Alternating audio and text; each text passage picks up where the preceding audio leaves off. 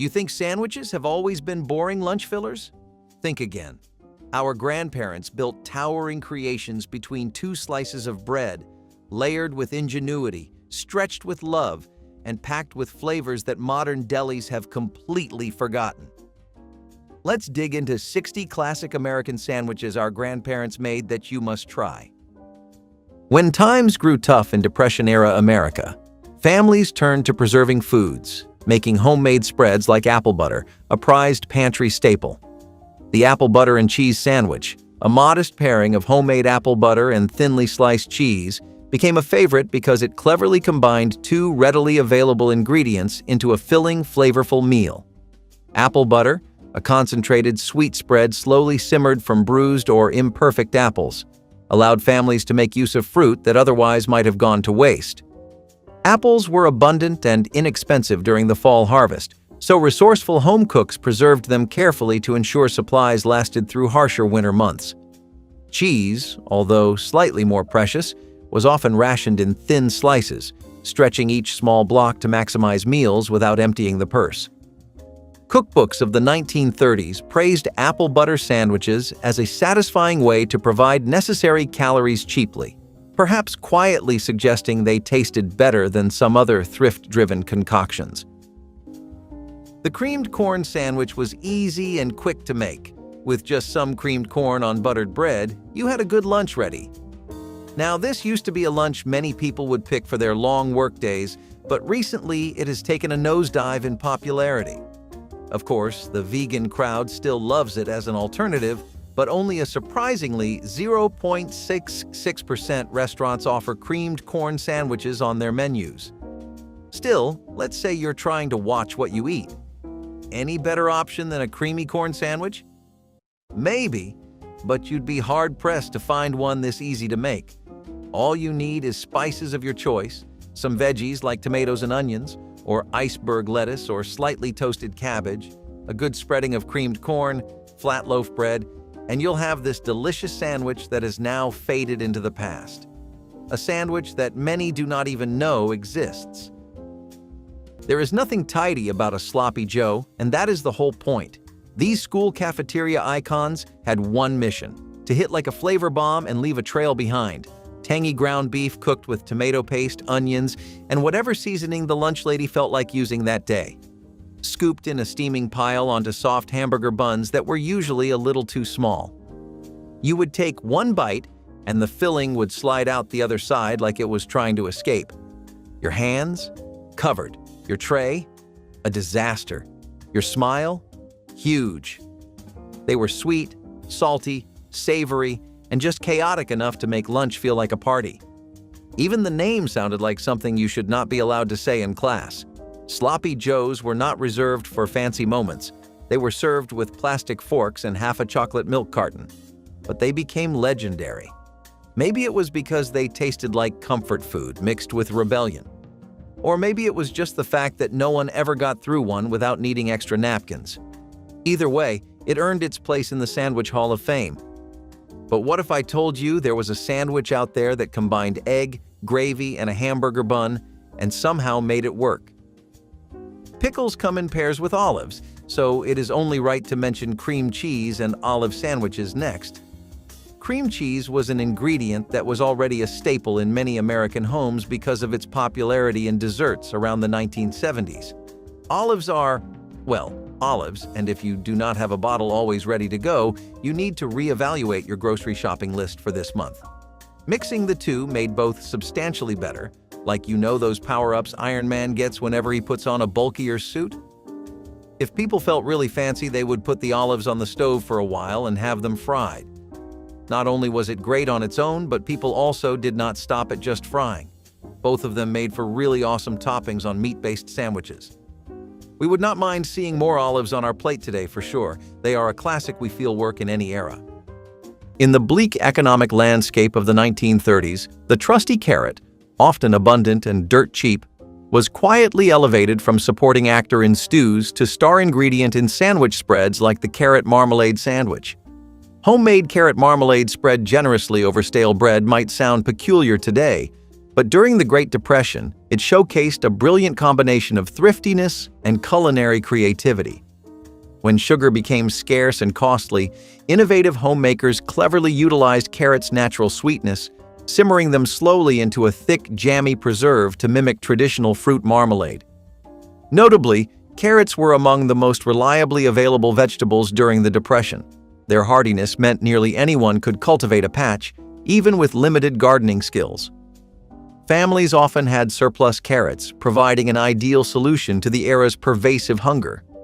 To avoid waste, stale bread, previously destined for the compost heap, was refreshed by this sweet and slightly tangy marmalade, transforming it into an unexpectedly pleasant treat. Despite its humble origins, carrot marmalade gained popularity, prompting home economists of the time to distribute official recipes for this vitamin-packed, budget-friendly spread. Mock chicken sandwich was another classic from the infamous era of the Great Depression. It was a pretty popular sandwich considering you could find it in 8 out of 10 households, though probably not for the reasons you're thinking. It is mock chicken after all, and since meat was a lot more expensive back then, households came up with a trick recipe to create mock chicken. The recipe started showing up in cookbooks in the 1920s, which helped boost its popularity amongst people. The recipe was simple: an onion, a tomato, egg, butter, and some herbs like oregano, parsley, and basil. You'd cook the tomatoes and onions together, then add butter, beating this combination together until you get a meatish consistency, one that was akin to chicken.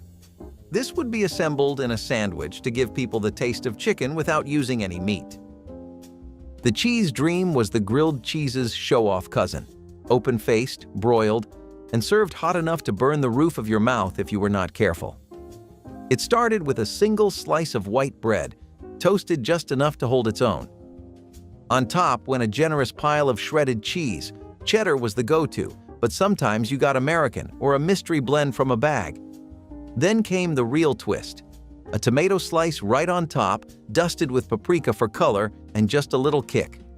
Under the broiler it went, bubbling and browning until it looked like something straight off the back of a recipe card. It was humble, sure, but it had flair. You would see these at lunch counters, Sunday night dinners, and school lunch trays where the budget was tight but the flavor still mattered. The tomato added a bit of freshness. The paprika made it feel just fancy enough. And the cheese? Well, that was always the star. It was a small thing, but it delivered big. The cheese dream was a one-slice wonder, a reminder that sometimes the best sandwiches don't even have a top. But if you wanted something a little more refined, a little cooler, and straight from the country club, the next sandwich knew exactly how to dress for the occasion. Bologna and cheese sandwiches were sandwiches that you could pull out of the refrigerator and have nobody raising any eyebrows, only happy smiles and eager stomachs. Bologna spreads were not too popular in America until the 70s, when they first properly started picking up some steam. People got on the bandwagon once bologna and pepperoni pizzas started becoming regular takeout options in states like New York and Chicago. If it works on a pizza by the laws of nature, it must be tried on a sandwich or burger too. We are not sure who came up with that rule of thumb, but they were really onto something, because this made for a great sandwich that was a meal people ate when all there was for dinner was sleep. While a lot of those cheeses and spreads got discontinued now, we would love to try an authentic sandwich from the 70s because it sounds right up our alley. Among the unlikely culinary heroes of the Great Depression was a sandwich featuring sliced tomatoes sprinkled lightly with sugar, the tomato and sugar sandwich. Tomatoes, easy to grow and abundant in backyard gardens, were embraced as a budget-friendly food staple during hard economic times. This sandwich cleverly paired the natural acidity of ripe tomatoes with a touch of sweetness, making them appealing enough even for skeptical children. Surprisingly, sugar, though carefully rationed, was frequently recommended in 1930s homemaking guides as a versatile flavor enhancer, transforming humble ingredients into tastier meals. Newspapers even promoted tomatoes as the perfect vegetable for cash-strapped families, humorously dubbing them "poor man's oranges" due to their vibrant color and juicy interior. Combining tomatoes and sugar wasn't just a quirky experiment, it was practical ingenuity. Sweetening tomatoes masked their tartness, giving them broader culinary appeal and preventing precious produce from going to waste. Modern taste buds might initially find the concept puzzling. After all, tomato sandwiches traditionally call for mayonnaise and salt, but Depression-era cooks weren't afraid to rewrite culinary rules if it meant saving pennies. Sliced bananas with mayo on white bread. This banana and mayonnaise sandwich is a bit of a wild card for sure, but keep an open mind because the South definitely does, which is where this interesting creation finds its origins. Typically, a lot of comfort food comes out of the southern USA. As you may have guessed, preparing this is as simple as taking candy from a toddler. Now I know what you're thinking. Bananas and mayo sounds worse than water and oil. However, there's a reason it comes into comfort food. All you need is a sliced banana, 2 slices of fresh bread, and a good spread of mayo. Maybe not the best you'll ever have, but what's the downside? Give this forgotten experiment a try and see if it's up your alley. The club sandwich was never shy about making an entrance. This was the sandwich equivalent of wearing a tuxedo to a barbecue. Triple layered, cut diagonally, and always served with a cocktail toothpick jabbed right through the middle like a victory flag, the classic clubhouse was a masterclass in controlled chaos. You had turkey, ham, and bacon stacked with lettuce, tomato, and mayonnaise on white toast, then doubled up like it had something to prove. One bite, and you got the salty crunch of bacon, the cool snap of lettuce, the savory chew of ham, and that creamy mayo keeping everything glued together. It was tall. It was filling. It was an edible tower of American lunch pride. You could find it at diners, roadside motels, airport cafes, and your Aunt Linda's house on a Sunday afternoon. No one ever finished a club sandwich without looking like they'd just solved a puzzle. Picking it up was half the battle. Eating it cleanly? Impossible. But satisfying? Always. This was the sandwich you ordered when you wanted to feel like you were doing something important. And while this one wore its sandwich royalty crown proudly, the next one took a completely different route, turning cheap lunch meat into the closest thing we ever got to pizza on a bun. No one does comfort food better than Americans, and the iconic potato chips and cheese sandwich is proof. People would grab cheddar or mozzarella cheese and a packet of Frito-Lays or a can of Pringles and get busy at the table but not in the kitchen. Reason being, this was one of those 10-minute dishes that took absolutely no effort or time to make, like instant noodles. Barbecue-flavored chips would be preferred, because they added a secondary flavor, but all kinds were used and the crunch was just to die for. In the 1970s, chips like Pringles were getting more and more popular in America, and that made it even easier for this to take center stage. What would follow in the decades after was a growing concern for health, and people stopped making their favorite potato chips and cheese sandwiches, but we would love a 70s plate.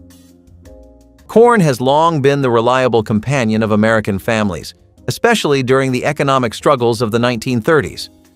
Frugality in the Depression-era kitchen meant nothing was wasted. Every spoonful mattered, leading to innovative dishes like the creamed corn sandwich. This sandwich featured leftover creamed corn thickened just enough to spread between slices of bread, transforming last night's side dish into today's main event. Corn was abundant, affordable, and deeply woven into American culinary heritage, so turning leftovers into sandwiches wasn't merely thrifty, it was practical culinary genius. Homemakers quickly realized that leftover creamed corn, thickened slightly with flour or stale breadcrumbs, could yield a surprisingly tasty sandwich spread. Creamed corn sandwiches became a clever way to feed large families without extra expense, all while sneaking in essential nutrients and fiber. Historical pamphlets even encouraged homemakers to use corn creatively, describing it humorously as the vegetable that kept giving, since families would see it repeatedly at meals, sometimes more than they wished.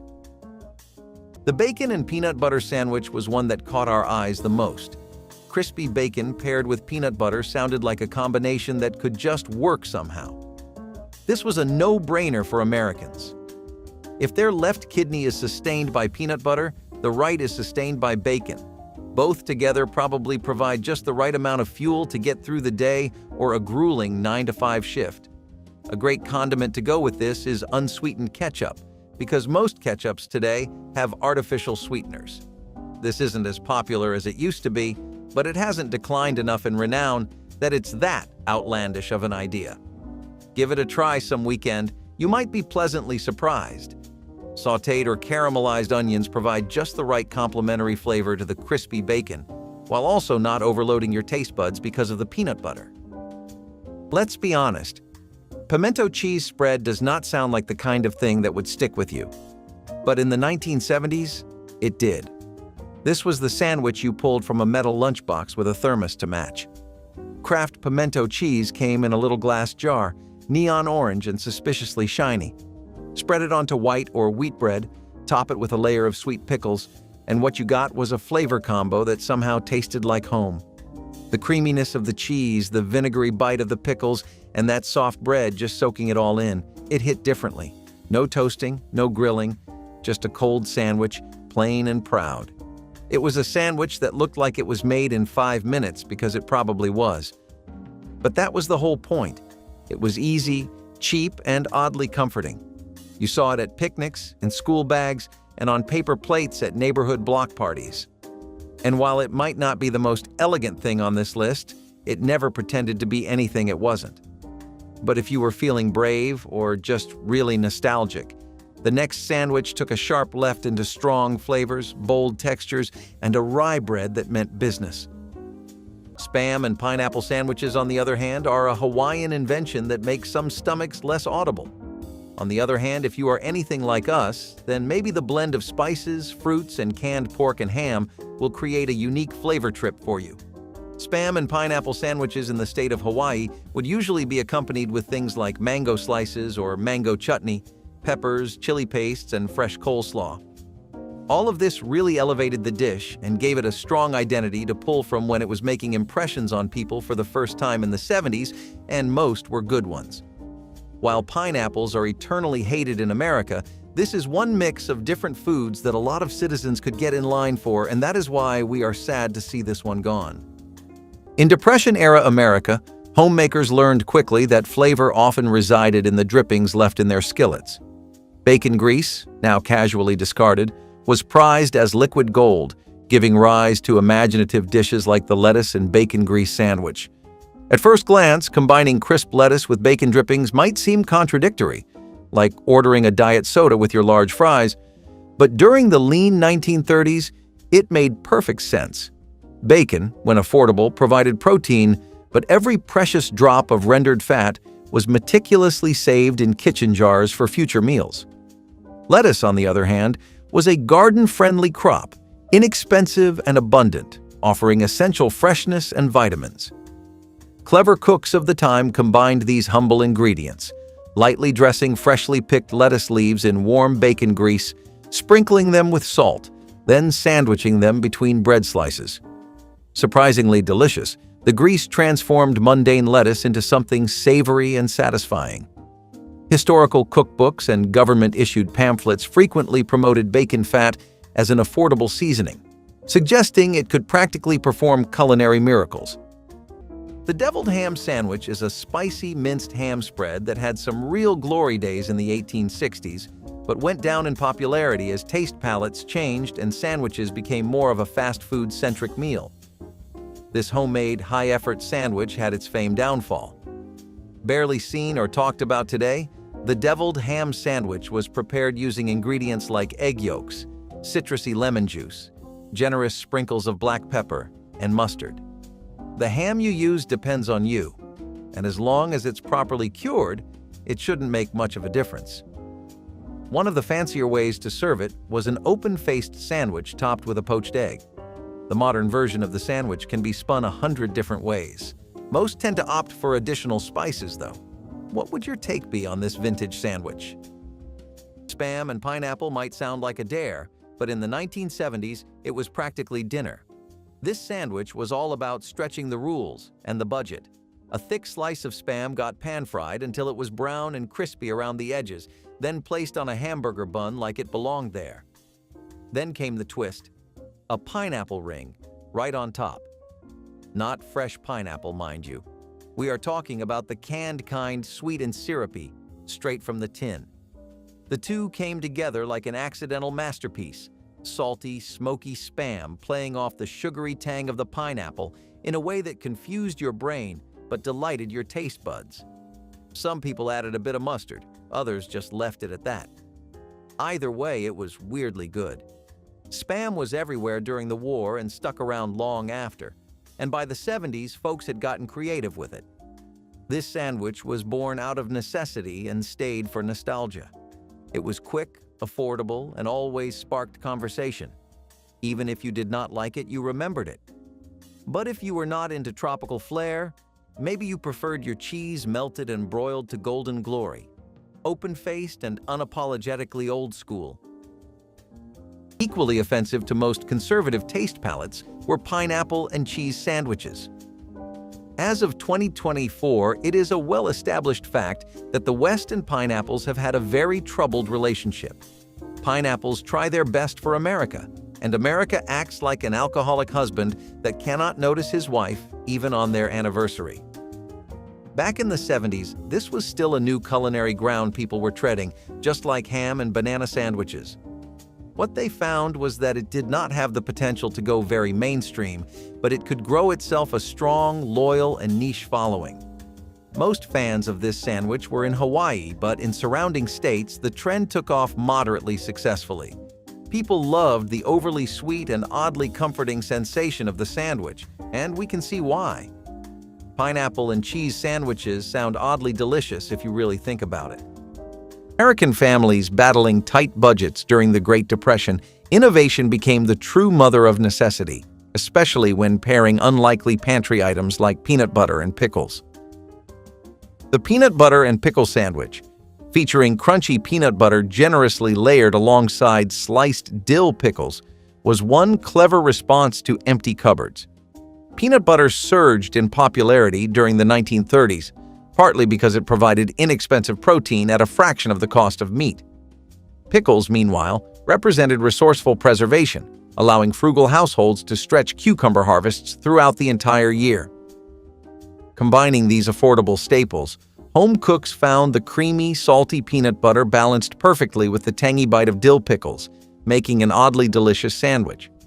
Notably, newspapers of the Depression era often recommended peanut butter sandwiches precisely for their nutrition, calling them a poor man's steak, while pickles added zest, vitamins, and some much-needed crunch. Though today's diners might initially raise an eyebrow at this unusual duo, peanut butter and pickle sandwiches weren't considered oddities back then. Pimento cheese sandwich is a southern classic made with a spread of grated cheese, mayonnaise, and pimientos, typically served on white bread. This sandwich was once a staple at luncheons and picnics, but has become less common in recent times.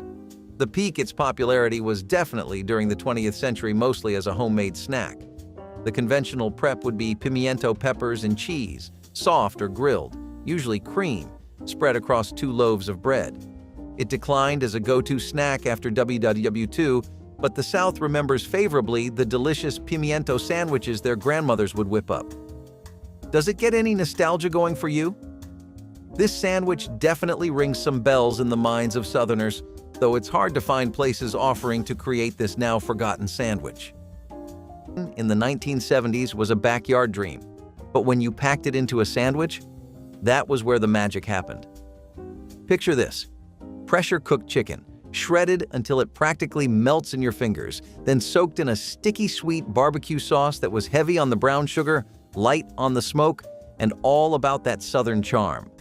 No fancy rubs, no mesquite wood, just good sauce and time. Scoop that hot, saucy goodness onto a fresh Kaiser roll and watch it disappear. The bread soaked up every bit of that tangy, sweet heat, turning each bite into a juicy, handheld meal. Some folks added pickles, others dropped in coleslaw. But at its core, it was pure 1970s comfort food, straight from the slow cooker or stovetop pot. It was perfect for potlucks, church picnics, and family dinners where everyone wore wide collars and polyester. It stuck with you, literally and emotionally. Every bite was messy, sticky, and totally worth the napkin pile you built along the way. But while this sandwich brought the meat, the next one proved you did not need any at all to steal the show. Just a skillet, some zucchini, and a bit of melted cheddar. Sardine and mustard sandwiches are as basic as they sound and much better than you might initially give them credit for. be realistic and think about a post-Depression era America where a lot of neighborhoods and homes were still reeling from the effects.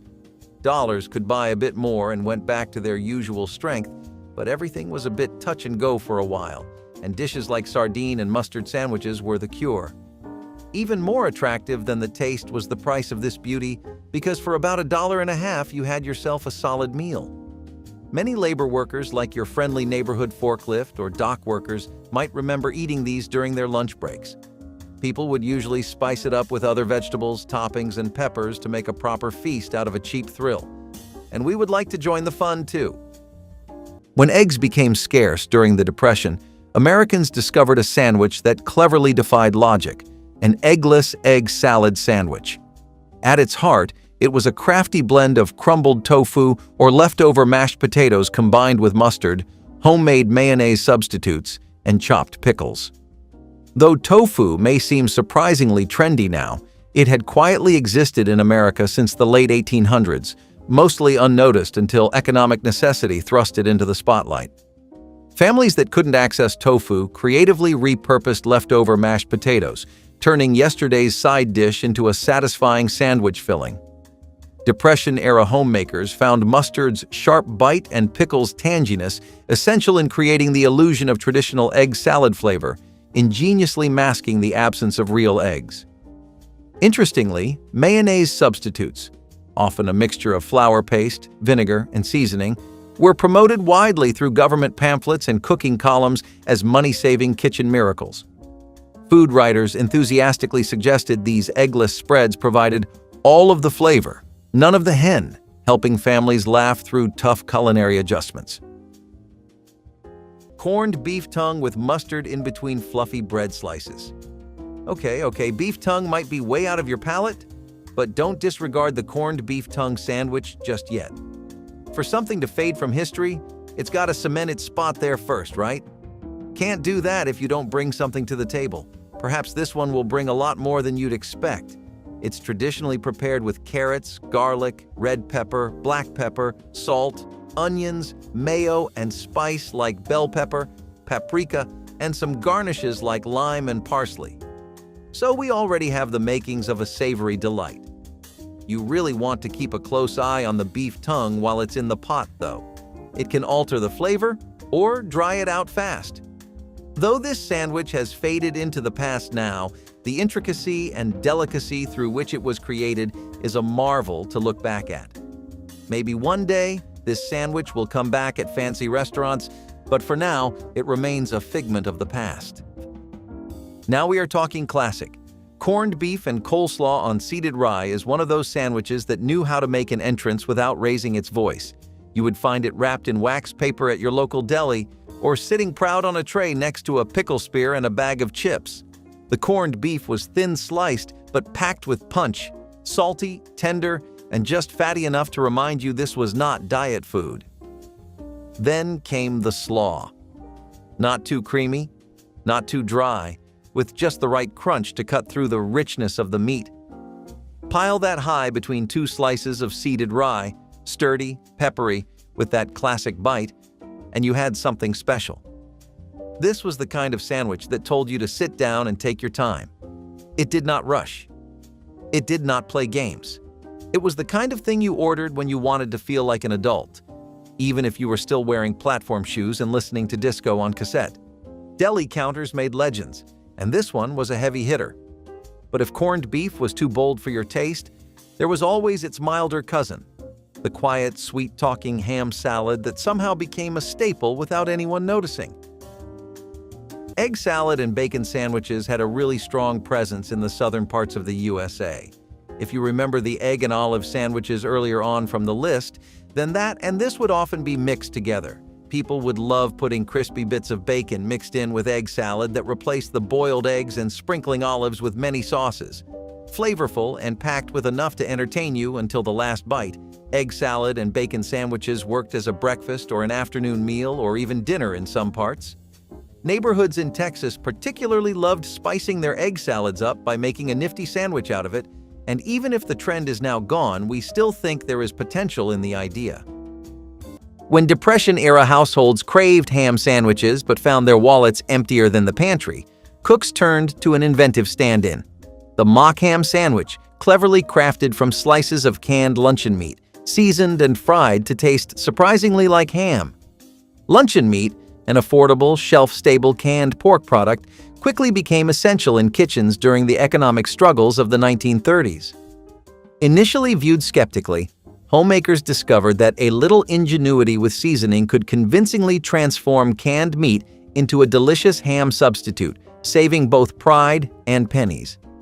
Seasoned lightly with brown sugar or cloves, then crisped in a skillet, this economical alternative provided families the illusion of a savory deli sandwich even when the nearest delicatessen was financially unreachable. Historical cookbooks and newspaper columns enthusiastically promoted luncheon meat as a reliable budget saver, humorously advising cooks to season liberally, since anything tastes better fried. Remarkably, luncheon meat surged in popularity during the Depression precisely because it was both accessible and adaptable, often distributed widely as government aid. Imagine being 8 years old and opening your lunchbox to find chopped olive and cream cheese on pumpernickel. Either your mom was ahead of her time, or she found an old cocktail recipe card and just went with it. This sandwich was salty, tangy, creamy, and somehow kind of grown up. You had green olives chopped so fine they could sneak into your taste buds before your brain caught on, mixed with cream cheese until it was a spread so thick it stuck to the knife like it had a mission. All of that smeared onto a slice of deep dark pumpernickel that practically demanded you respect it. It was not flashy, it was not sweet, and no kid was trading their cookie for it. But it had an edge, the kind of flavor that got better the more you chewed. Somewhere along the way, this party appetizer snuck into lunchboxes, Tupperware, and even a few kitchen counters at 2 in the morning. It was strange, but it made sense. The 70s were weird like that. Spreads were suddenly sandwiches and finger food was fair game. Of course, if you thought cold spreads were wild, wait until you see what happens when tuna salad goes face-to-face with a broiler. As grim as the name might sound, peanut butter combined with mayo was quite a hit back in the day. In America, kids would often have this at 7 a.m. before school as breakfast they could easily put together. The sandwich was especially popular in the 30s to 60s as it was cheap and filling. Much like other sandwiches in the list, the peanut butter and mayo combination was also a product of the Great Depression. The mayo provided generous proteins that would pair well with fats from the peanut butter. In a time of financial instability, people found this sandwich to be a great way to ensure intake of important nutrients. As financial situations improved in America, this sandwich was replaced by newer and rather better tasting options. Ever heard of a peanut butter and pickle sandwich? While both pickles and peanut butter are popular choices for bread-based goodness nowadays, there was once a time when people mixed the pickles into the peanut butter to make a sandwich. Around the 1970s, the peanut butter and pickle sandwiches really started taking off, particularly dill pickles. Something about the spice and tang of a pickle added a lot of character to a basic peanut butter sandwich. It helped that a sandwich loaded with vegetables was always more filling. On a budget or on an energetically challenged day where you cannot get yourself out of bed, this sandwich worked wonders for the masses. We definitely want this one back in lunchboxes and fridges in many states like the good old days. Olives might not make a comeback anytime soon in today's world, but they will return on the list with egg and olive sandwiches. Like we said, olives were starting to get really hot as the ideal sandwich topping. Adaptable, flexible, and cheap is all you want out of an accessory to your sandwich. Like those fancy earrings that go perfect with your dress, olives and eggs went together like a Cupid-certified match made in heaven. People went wild around the mid-1970s for hard-boiled eggs and salted olives in their sandwich, green or black. Black olives got a bit more traction with eggs though, whereas greens synergized better with peanut butter. Would you ever try a sandwich that consists only of an egg and a fruit? By the way, you did know olives are fruits, right? A rather repulsive combo for some and appealing taste for others.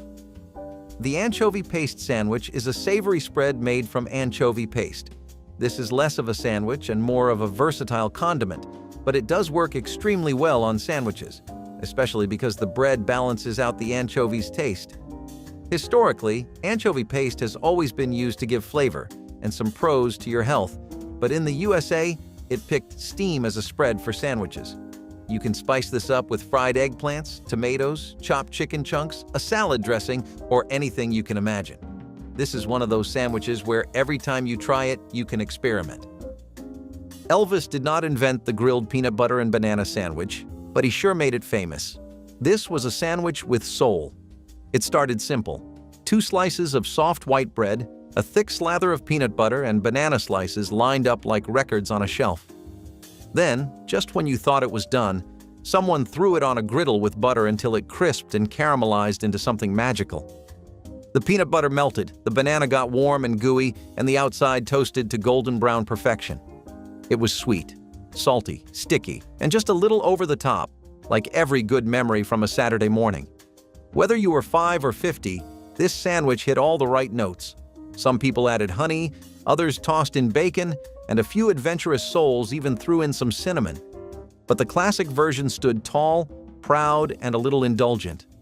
It was the kind of sandwich your aunt made when she wanted to spoil you without breaking the bank.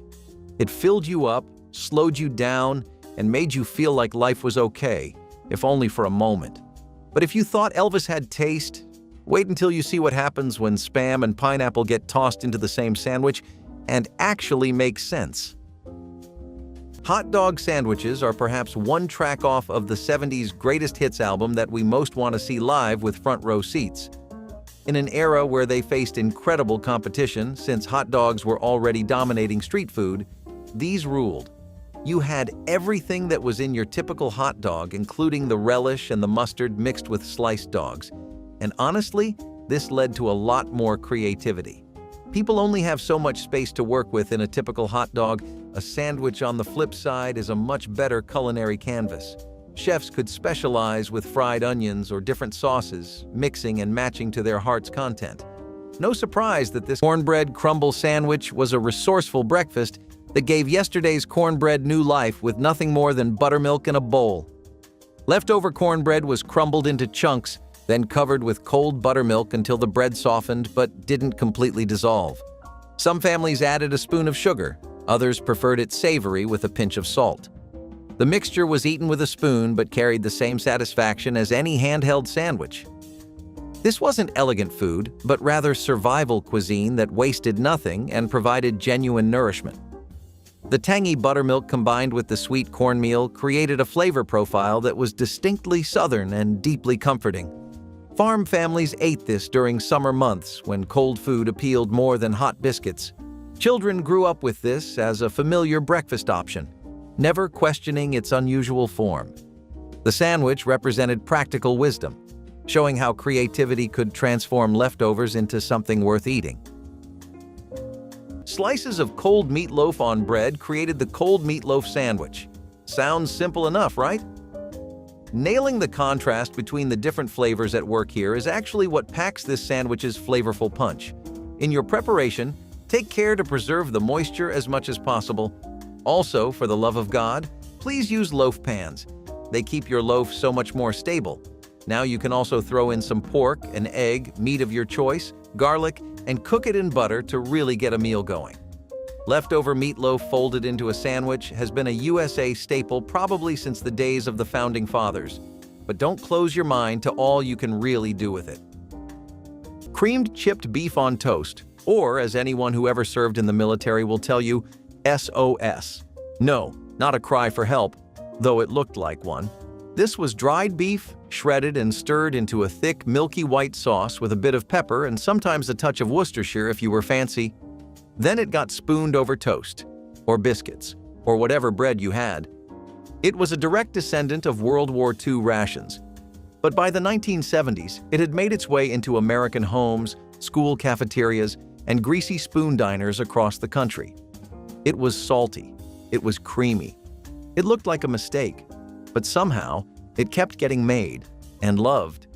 It was affordable, filling, and tasted better than it had any right to. Parents made it because it used cheap pantry ingredients. Diners served it with coffee refills. Kids ate it because they did not know any better, then grew up craving it again. It might not be pretty, but it is unforgettable. Still, not everything on this list is heavy. Some sandwiches were just simple, clever ways to use what was left on the breakfast table and a little sweet on the side. Ham and banana sandwiches are less digestible both literally and figuratively than most of the list, but they actually worked quite well. The trick was in how you sliced them, because if the banana slices were fat and thick while the ham was thin, you would have a really overly sweet sandwich. Meanwhile, if you did the opposite, then you would have a mushy sandwich that did not have any real flavor. If you did get the proportions right, and most people did after their first few tries, then you had a 70s DIY delicacy with simple ingredients. It made sense why most people did not know how to make a good one, because it was not common. People who lived in other decades hated fruit and meat mixes of savory dishes, but they had a lot more room to make an impression with the crowd in the 70s. Maybe people felt very tropical for a decade? The sandwich would be quite an interesting addition in menus today. During the Great Depression, food scarcity pushed resourcefulness to new heights, turning even backyard weeds into life-saving nourishment. A prime example was the dandelion greens sandwich, made from tender, freshly foraged dandelion greens sautéed briefly in bacon drippings or butter, proving the old adage true: one person's weed is another person's lunch. Dandelions flourished freely, thriving on roadsides and lawns, offering a nutritious, vitamin-rich option readily available to anyone willing to forage. Interestingly, dandelions weren't always considered nuisances. Settlers historically cultivated them for their nutritional value, containing more iron and calcium than many grocery store greens today. During the Depression, families who knew this little fact relied heavily on these wild greens to fill nutritional gaps left by their otherwise sparse meals. With fats like butter or precious bacon drippings in short supply, home cooks learned to carefully ration these staples, just enough to tame the green's natural bitterness. Ironically, modern gardeners battle relentlessly against dandelions with chemicals and lawnmowers, unaware their ancestors would have gladly turned that lawn invasion into supper. Egg and sardine sandwich was an odd mix of hard-boiled eggs mashed with sardines. The sandwich was most popular from 1923 to the 1950s, when sardine alternatives like turkey, bacon, and Bologna were not popular. Sardines were affordable, and so the sardine and egg sandwich was a go-to choice for many. The recipe was simple, and easily accessible ingredients were used to create this sandwich. All you needed was 2 nice fluffy eggs whisked until thick if you don't prefer them hard-boiled, and sardines over toasted bread. People would often spice it up with their own choice of vegetables and sauces. Some would even chop up sardines, season them with spices, and dice the eggs with melted cheese to create a combo that sounds a bit outrageous but might be better than you'd think. The sandwich disappeared when the alternatives to sardines became affordable to the common man. The turkey and cranberry sandwich was a straight-up post-holiday miracle. For decades, it was the unsung hero of Thanksgiving leftovers. But somewhere in the 1970s, it graduated. This was no longer just a thing you threw together on Black Friday. It became a deli menu regular, a cold-cut superstar. Thinly sliced roast turkey, piled high on hearty sandwich bread, usually with a swipe of mayonnaise or stuffing if you were lucky. Then came the game changer: cranberry sauce. Not the fancy kind either. We are talking about the jiggly canned stuff that still held the shape of the tin. Spread it on thick, and it brought a tart sweet punch that made the dry turkey sing. The contrast of savory meat with that jammy cranberry hit your mouth like a leftover-themed love letter. And the best part? You did not need a holiday to eat it. It was portable nostalgia, a bite-sized reminder of family dinners and paper plates stacked high. Every bite was warm, even when served cold.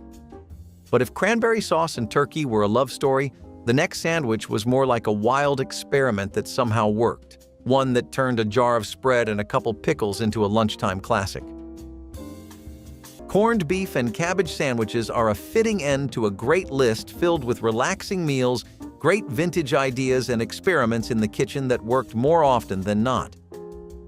Corned beef became popular at the start of the 70s, mostly in the South of America, but it eventually made its way all over the nation.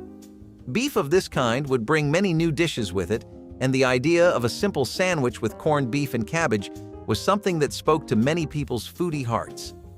Lettuce, onions, and tomatoes were the usual suspects if you ordered this at restaurants, but all kinds of variations were put into the food scene in America back then. Corned beef would go out of style in the 1990s and early 2000s because people shifted sides and thought corn was better on its own. Despite that, we still think this is a great sandwich that should have stuck around longer. At a time when pantries were sparse, one modest vegetable quietly rose to culinary prominence, notably paired with vinegar to create the onion and vinegar sandwich.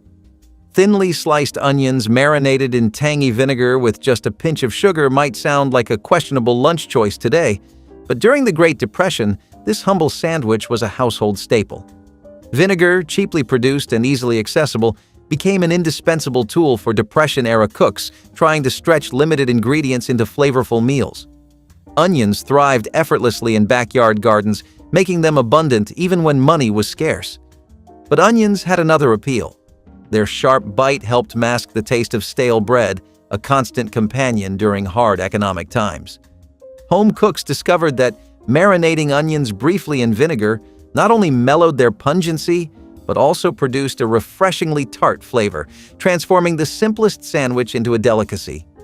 Remarkably, onions were so valued that Depression-era food guides suggested planting them as an emergency food supply, alongside potatoes.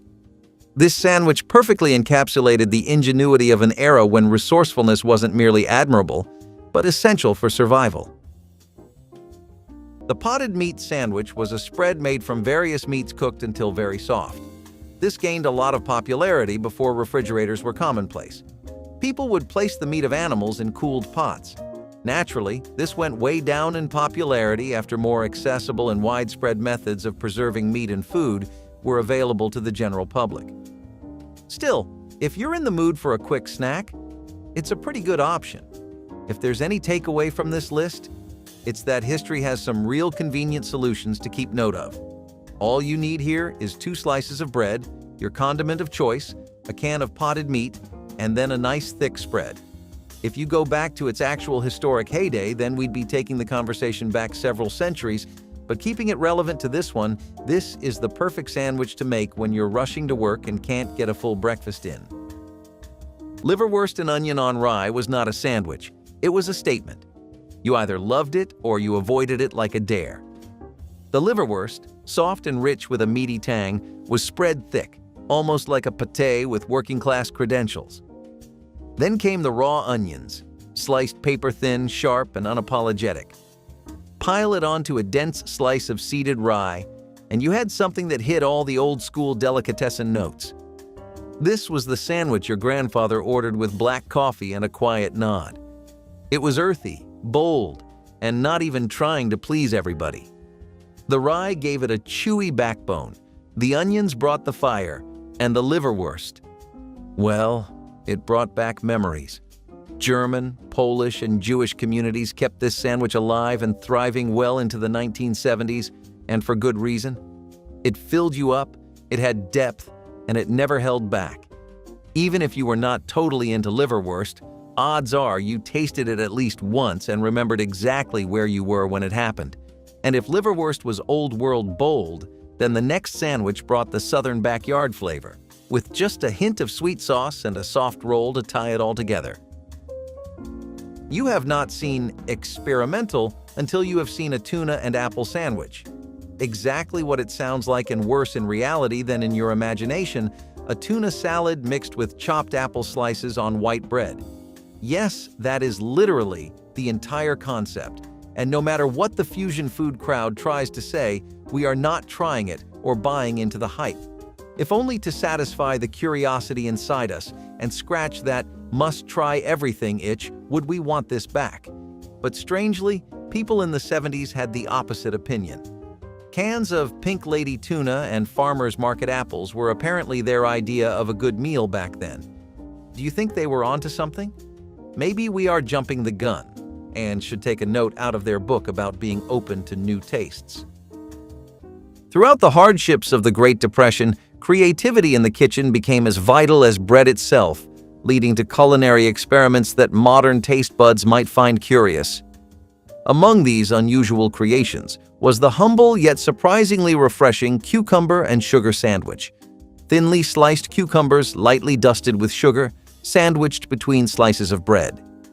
Sugar may seem extravagant for the 1930s, yet households often had small reserves carefully rationed for moments exactly like this, transforming bland cucumbers into something akin to dessert.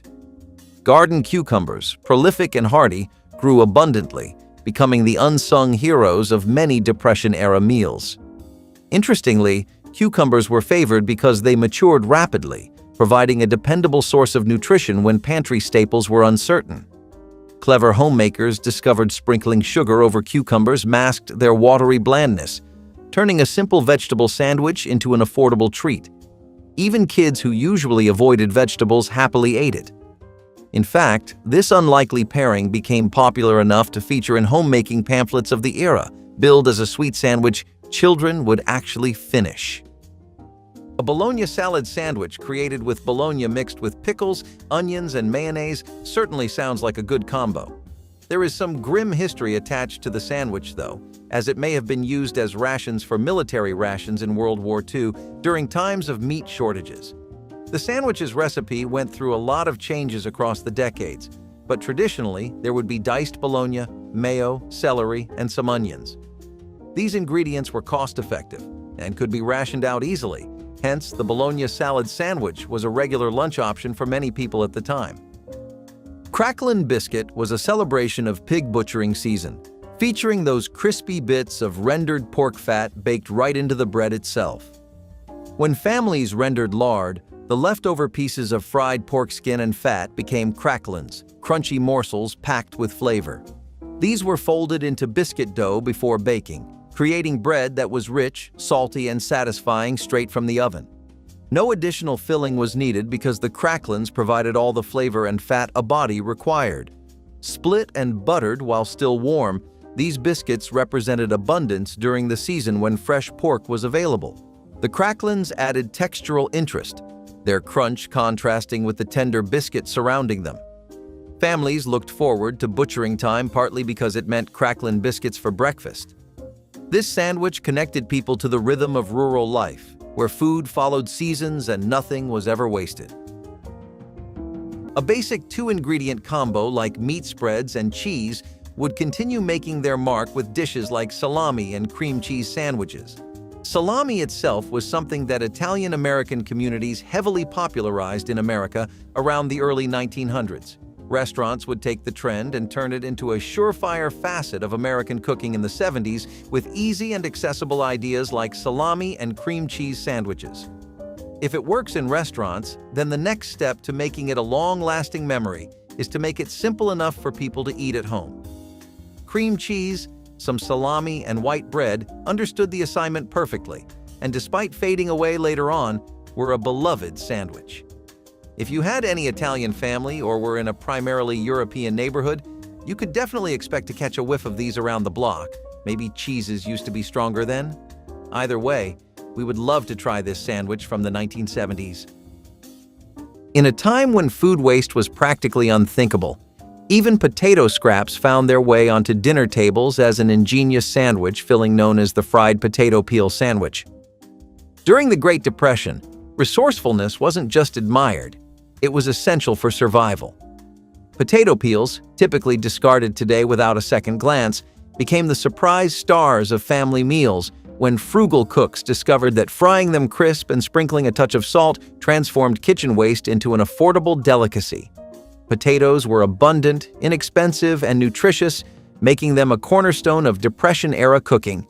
Yet their peels often held valuable nutrients, something homemakers recognized instinctively, long before modern nutritionists praised potato skins as vitamin-packed.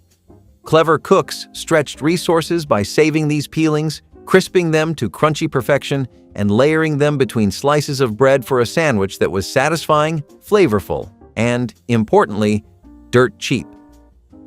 Remarkably, newspapers and food columns of the 1930s openly suggested frying potato peels to add bulk and nutrition to scarce diets, turning desperation into culinary inspiration. Cooked chicken livers mixed with onions and spices came together to create the chicken liver sandwich. Now, out of all the ones on the list, This one has probably stood the test of time the most rigidly. You'll still find it in the odd bistro or cafe here and there. Preparing it is a bit of work, but for those who want to expand their sandwich arsenal, this is a worthy addition. You'll need celery, red onions, curry powder, salt and pepper, and lettuce of your choice. Once you've mixed your meat with your vegetables and spices, it's time to get cooking in a 350-degree skillet and mix well. Once it's all ready, assemble your sandwich and see just why this was so popular around the 1940-1960s. Ham salad was the sandwich that crept into your life without warning and just stayed. It was never flashy, never demanding, but it had a way of showing up when you needed it most. Diced ham, usually the leftovers from Sunday dinner, got chopped fine and tossed with mayonnaise, sweet pickle relish, and maybe a squirt of yellow mustard or a spoonful of Miracle Whip if you were feeling wild. It was smooth, creamy, with just enough tang to make you wonder why you did not eat it more often. Spread it thick on soft white bread. Throw on a lettuce leaf if you're trying to be classy, and you had a sandwich that felt like summer picnics and small-town potlucks. It tasted like home. Like old Tupperware containers pulled from the fridge and packed into a picnic basket with a bag of chips and a slice of pie wrapped in foil. No one ever called it their favorite, but no one turned it down either. That is the magic of ham salad. It stayed in the background, steady and familiar. But not every sandwich played it safe. Some brought the heat, and maybe a little spice from south of the border. Cream cheese and jelly sandwiches continue the trend of sweet sandwiches that add a cheesy twist to give an extra kick to your taste buds. Often sprinkled with a bit of pepper and served on toasted bread, cream cheese and jelly sandwiches worked really well as a cheap but tasty snack. That cost-effectiveness helped them become more trendy in an America that was still suffering from the Great Depression and all the havoc it wreaked. People do not close your mind off to the idea too fast, since cream cheese and jelly was one combo no one saw coming but everyone hopped on. People would usually prefer strawberry or raspberry jelly, but some would also use blackberries.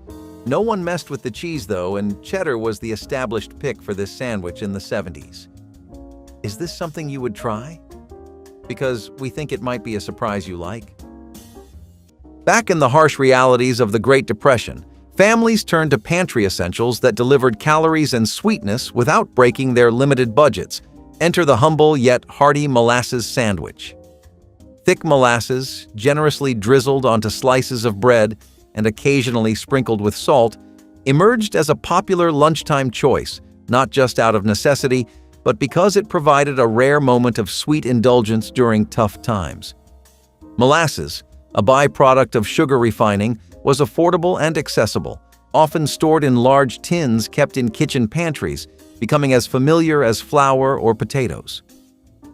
Resourceful Depression-era homemakers appreciated that molasses offered not only sweetness, but essential nutrients like iron, magnesium, and calcium, long before modern health experts rediscovered its hidden nutritional punch. To combat monotony, some households cleverly balanced the syrupy sweetness by adding a pinch of salt, creating a flavor combination intriguing enough to make molasses sandwiches feel like a treat rather than a compromise. In fact, molasses was such a dependable Depression staple that families jokingly called it their liquid gold, humorously acknowledging its value while dreaming of better days. The scrapple sandwich is exactly what the name suggests: fried slices of scrapple on bread. Traditionally, this sandwich would be sliced and prepared in a skillet, under a thick layer of eggs. It definitely became popular around the Maryland to New York district, but the recipe itself is properly ancient. An 1853 extract from a cookbook advises using pork that wouldn't be suitable for sausage. It was also popular for its health benefits. It can be made in a variety of ways, and some people include crispy cabbage on top and make it into a waffle with mayo. Mix and match and see what works best for you. Maybe you'll find something worth sharing. But for now, the scrapple sandwich can only be something you create. With its popularity last seen in the mid-1850s, this sandwich is something that we can only find in old extracts now. Back in the 1970s, vegetarian food was still finding its groove, but the zucchini and cheese melt was one of those quiet wins tucked away in the spiral-bound cookbooks of every mom who wanted something different. Start with sliced zucchini, sautéed in a bit of butter with onions, Maybe some garlic or dried herbs if you were fancy. Cook it down until it is tender and fragrant. Then pile it onto a slice of whole wheat bread and smother it in shredded cheddar. Into the oven it went, broiled until the cheese bubbled and browned at the edges. This was not a salad disguised as a sandwich. It was hearty, warm, and full of flavor.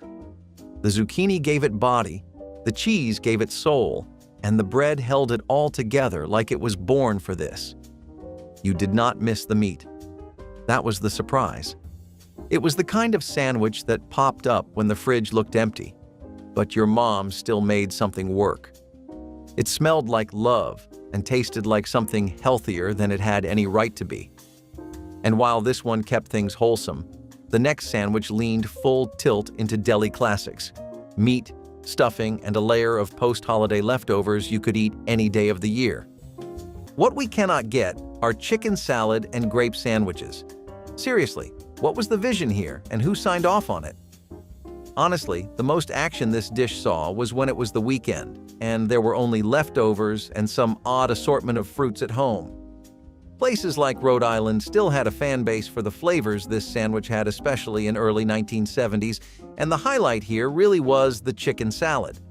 Not something you would have to enter a food coma, but definitely something you want if you are counting calories. Health-wise, this was probably the best sandwich you could get back then, when the alternatives were grease-loaded behemoths or experimental train wrecks.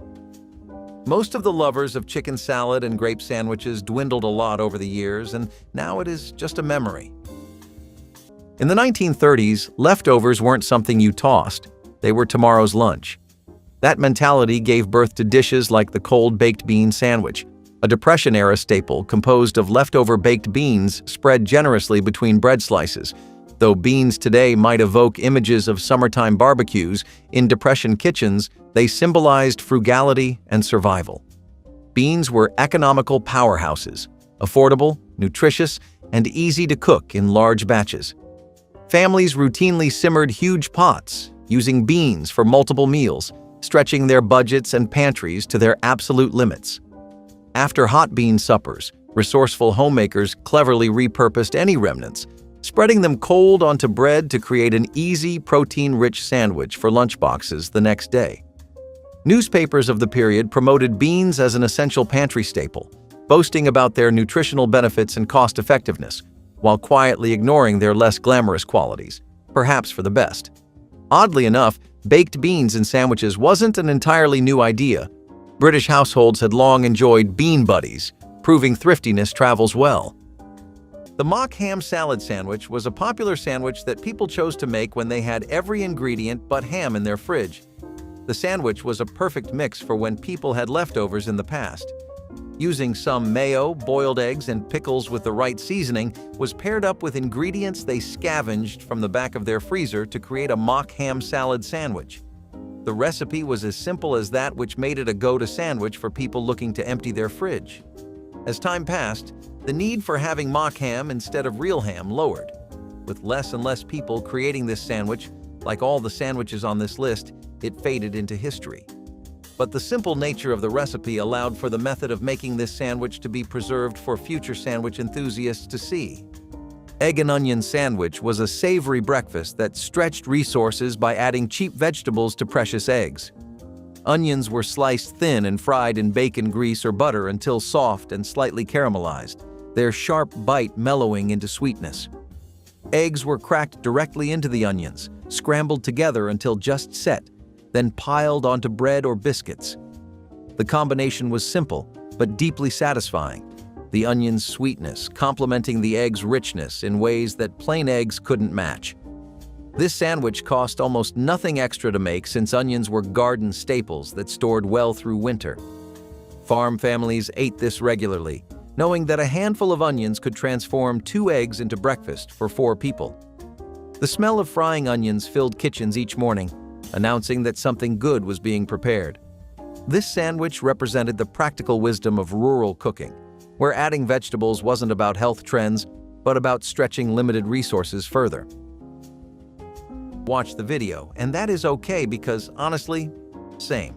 Crispy fried strips of bacon lathered in thick peanut butter are enough to get anyone's mind going. In the 70s, peanut butter and bacon sandwiches were the standard American breakfast, and they may have even started the stereotype of the US being a nation of bacon heads. When you get to the plates of every household in 50 states, you can claim a piece of culture for yourself too. Peanut butter and bacon sandwiches remain in the Food Hall of Fame, and there was nothing like a fresh sandwich off the pan in the 70s. Exotic fruits like bananas became virtually unattainable luxuries during the economic hardships of the 1930s, prompting desperate yet brilliant substitutions from ordinary American pantries. Enter the mock banana sandwich, cleverly disguising boiled mashed parsnips sweetened with sugar and a dash of artificial banana flavoring. Parsnips, previously overlooked root vegetables that thrived in backyard gardens, found unexpected stardom in this culinary sleight of hand. Housewives quickly realized their earthy taste softened when boiled, making them surprisingly receptive to imitation fruit flavors. Banana extract, once used sparingly in desserts, was suddenly celebrated for turning humble parsnips into a believable tropical treat. It's ironic that parsnips were elevated from root cellar obscurity to sandwich fame simply because real bananas became too costly for most American tables. Historical records show these sandwiches appeared regularly in Depression-era cookbooks, praised as creative alternatives that allowed families to maintain dietary variety despite limited budgets. Of course, modern taste buds might question whether parsnips truly captured the banana experience.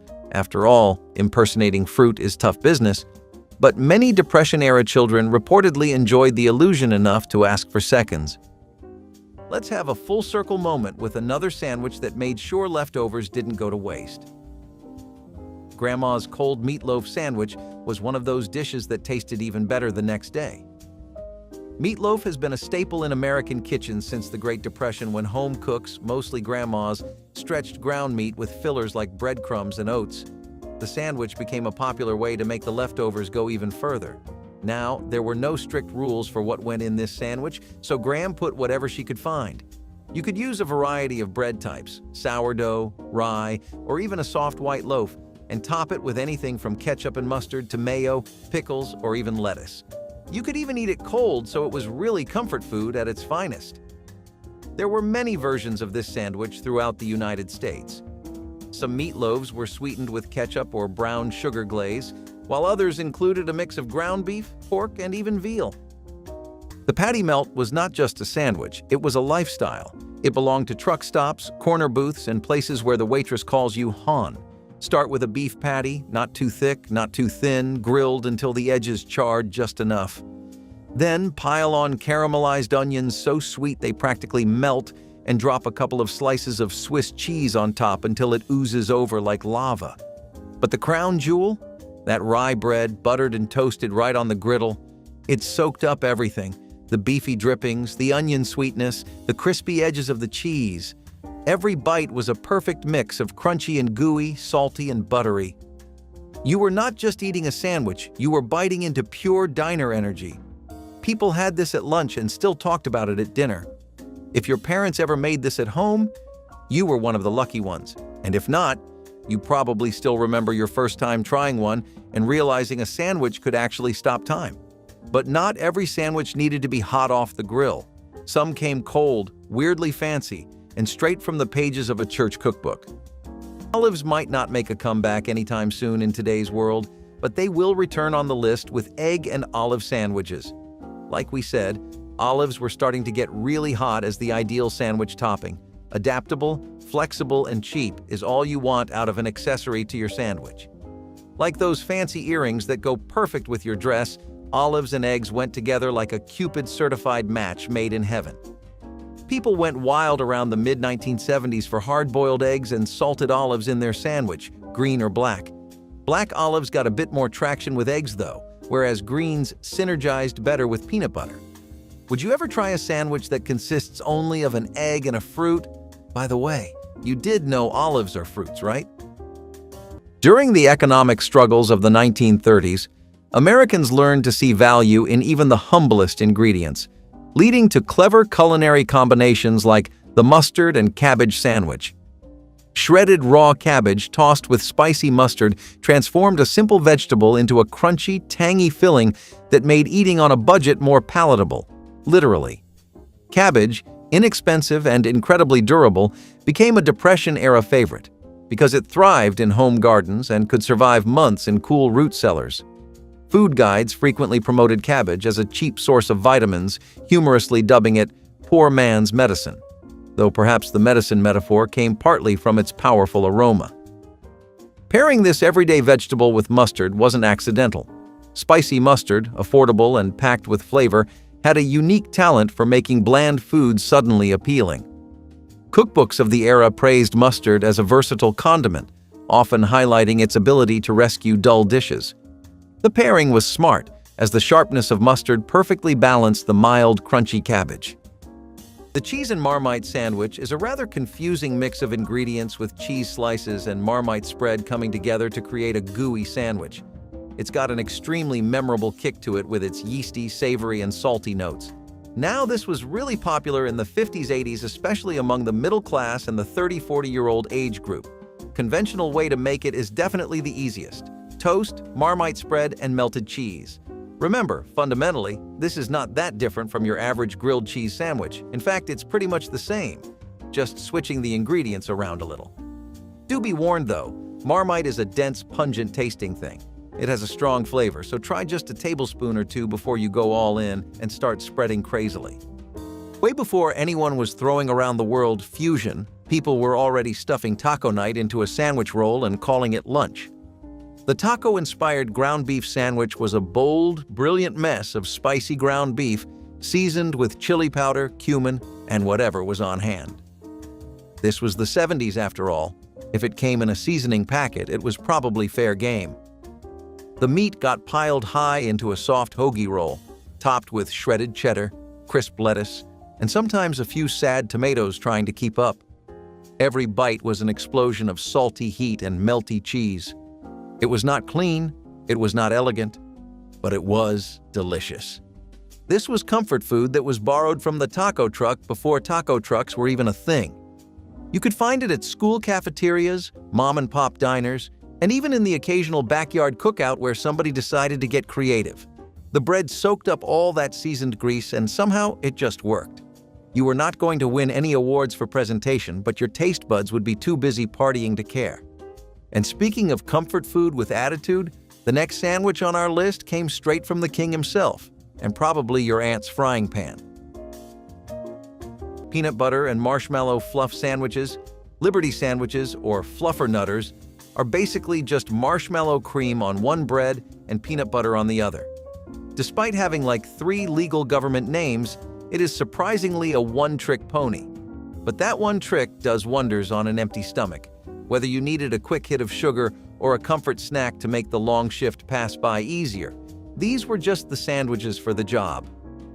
Fluffernutters also got really popular among children, and customizing them to make these cute aesthetic sandwiches was a popular hobby for kindergarten would-be chefs. Not something you would see on Hell's Kitchen, but something that puts a sweet smile on your day. Imagining the flavors is a bit difficult, so giving this certified beauty a shot is definitely on our list. One of the best descriptors we can offer is visualizing hot marshmallows dipped in peanut butter. And does that not sound just wonderful?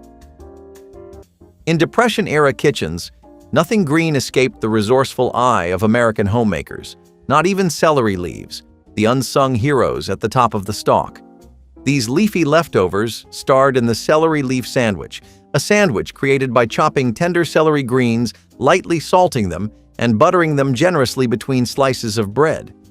Today, most cooks casually discard celery leaves without a second thought. But during the 1930s, throwing away anything edible felt as reckless as burning dollar bills.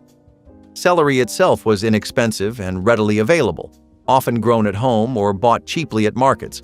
However, the leaves offered a frugal bonus, rich in nutrients and flavor. Savvy cooks of the Depression recognized celery leaves had a slightly peppery taste, perfect for transforming plain bread into something fresh-tasting and surprisingly elegant. Historical home economics columns humorously urged housewives never to waste celery leaves, suggesting that to do so would mean missing out on a luxury sandwich costing mere pennies. Indeed, celery leaf sandwiches earned a reputation as budget-friendly sophistication, making appearances at ladies' luncheons where no one dared reveal the secret ingredient came straight from vegetable trimmings. The head cheese sandwich in basic terms is just slices of head cheese, which is a cold cut made from meat from the head of a calf or pig on bread. If you'd rather not the head, then you can also use trimmings. And in terms of assembly, this resembles more of a charcuterie board than anything else. It's packed to the brim with vegetables, spices, and other aromatics. Though still, the entire head of an animal can be a bit of a daunting task for any chef. Once you've got your bread toasted and your spread spreaded, add your spices and vegetables and the hog's head cheese and assemble accordingly. If you actually manage to pull it off, this is definitely a vintage worth getting your hands dirtier than usual. Now, Bologna is not what you would call glamorous, but in the 1970s, someone took that humble meat and turned it into a straight-up miracle. Enter the Bologna pizza sandwich. This was not a joke, it was genius. You start with a soft hamburger bun, maybe left over from the weekend cookout. On the bottom half, you lay down a slice of Bologna, and if you are doing it right, you give it a quick sizzle in a frying pan so the edges curl up like a little meatball. Then you spoon on tomato sauce, canned, homemade, whatever you have, and top it with shredded mozzarella. After that, into the broiler it goes. What comes out is pure nostalgia with melted cheese dripping down the sides and the edges of the Bologna just crispy enough to give it bite. It smelled like school lunch and after-school cartoons. This was a sandwich that did not care what anyone thought. It was pizza-inspired, budget-friendly, and full of attitude. A little greasy? Sure. A little weird? Absolutely. But no one ever forgot their first one. But if Bologna in a broiler felt like a stretch, get ready for the canned spread that showed up in lunchboxes, picnic baskets, and every pantry with a shelf of shame, and somehow stayed beloved. Another creative idea that worked very well in the kitchen were olive nut sandwiches. Folks started making their own spreads in the 70s in what was a wave of home cooking-oriented ideas that took America by the throat back then. All the rage was to be found in ideas that worked best at family tables, and olive nut sandwiches were a notable one from that era. Black pepper, mayo, and cream cheese blended with various kinds of nuts to make a very crunchy and earthy spread that made 2 slices of white bread look like gold. Olive nut sandwiches honestly took every ingredient that was used in them to another level. Not one participant in this dish was better on its own, and that is what references from the early to the late 70s say all around the States. Definitely a better and much more imaginative way of getting your protein intake that we want back in today's menu. In Depression-era kitchens, sorghum syrup quietly became a valuable pantry staple, sweetening life just enough to make tough days tolerable. The sorghum and butter sandwich, featuring rich sorghum syrup generously spread alongside butter, illustrated precisely how clever Depression cooks stretched limited resources into meals both comforting and economical.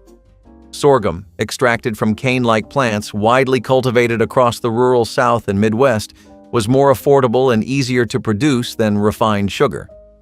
Interestingly, families often pressed and boiled their own sorghum syrup at community gatherings, turning it into a social event where neighbors pooled resources and swapped stories, a rare, bright spot amid hardship. Butter, though pricier and rationed carefully, complemented the syrup's earthy sweetness, elevating plain bread into something genuinely indulgent. Historical cookbooks and agricultural pamphlets praised sorghum for its robust nutritional value, humorously labeling it nature's sweetest medicine, a tagline that perhaps oversold its virtues, but only slightly.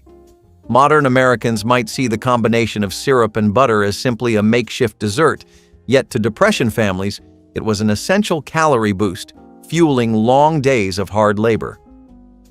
You know it is serious when your childhood lunch starts with a loud sizzle. Fried bologna and mustard was never supposed to be a star. It was just something people made when they ran out of ideas or groceries. But it had that wild card charm. Thick-cut bologna, the kind with that red plastic skin you had to peel off, got tossed on a hot skillet until it puffed like a mini volcano.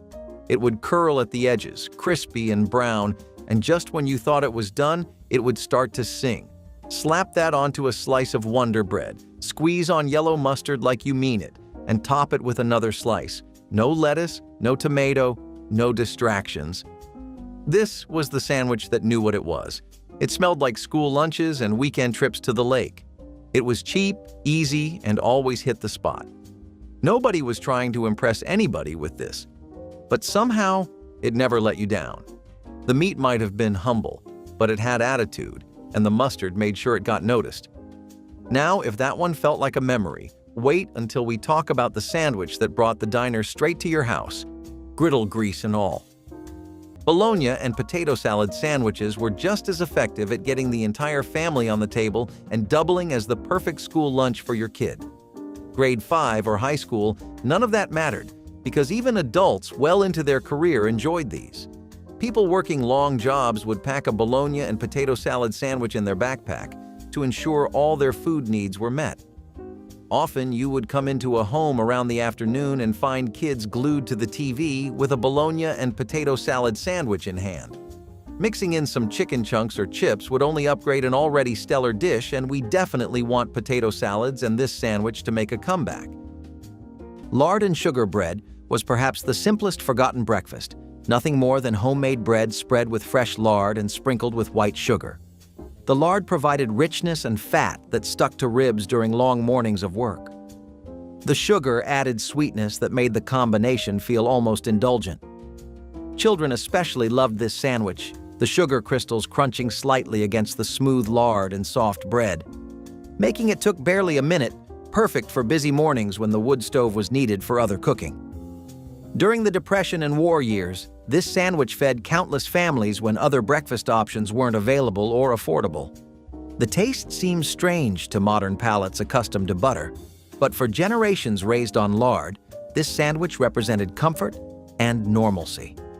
It was food that didn't pretend to be fancy, yet delivered exactly what a body needed to start the day. Created more than confusion. It birthed an unexpectedly beloved sandwich, the bologna and jelly sandwich. At first glance, pairing thinly sliced, inexpensive bologna meat with sweet grape jelly might seem like a culinary accident, but in the context of 1930s America, it was nothing short of brilliant ingenuity. Bologna was a Depression staple because it stretched meat budgets further than any cut of beef or pork ever could, appearing in kitchens nationwide as the quintessential poor man's steak. Similarly, grape jelly, often homemade from wild or backyard grapes, offered a cheap, sweet contrast readily available in most households. The salty, savory taste of bologna unexpectedly complemented jelly's sweetness, creating a sandwich quirky enough to please even skeptical palates. Interestingly, early cooking pamphlets and newspapers occasionally endorsed this odd pairing, promoting it as a practical yet flavorful way to diversify Depression-era diets. This one came out of left field, unless you grew up near a Chinatown diner. The egg foo young sandwich was one of those things that made 0 sense on paper, but the second you took a bite, you stopped asking questions. Start with an egg patty, crispy on the outside, soft on the inside, and packed with bean sprouts, green onions, maybe a little chopped pork or shrimp if you got the good kind. Then came the gravy. Not just poured, but drenched. Thick brown gravy ladled right over the patty until it practically dripped off the sides. Slide the whole thing into a hamburger bun, close it up, and prepare yourself for the kind of meal that laughs in the face of napkins. It was heavy, hot, and heartwarming. The egg foo young sandwich felt like the kind of invention you only make when you are really hungry and just messing around in the kitchen. But in the 1970s, this was a lunchtime legend for anyone who knew where to find it. Of course, if you were not lucky enough to live near a place that served one of these, you probably grew up with something even saltier, way more military, and still showing up on diner menus today. When it comes to sandwiches, only a few were as satisfying as the roast beef sandwich. So, many sandwiches were originally created as a clever way to repurpose leftovers, and this one was no exception. Roast beef sandwiches often started with leftovers from Sunday dinner. The Sunday roast was a time-honored tradition, and any extra beef was used to make delicious sandwiches for lunch the next day. In 1900, the dish was described by the Washington Post as unattractive and as a tired ark in a gravy flood. However, it gained popularity in the coming years when Grandma decided to take matters into her own hands and by 1931, some critics even went as far as to describe it as a true taste of South Dakota. The bread for Grandma's roast beef sandwich was often homemade, and boy did she know how to dress it up.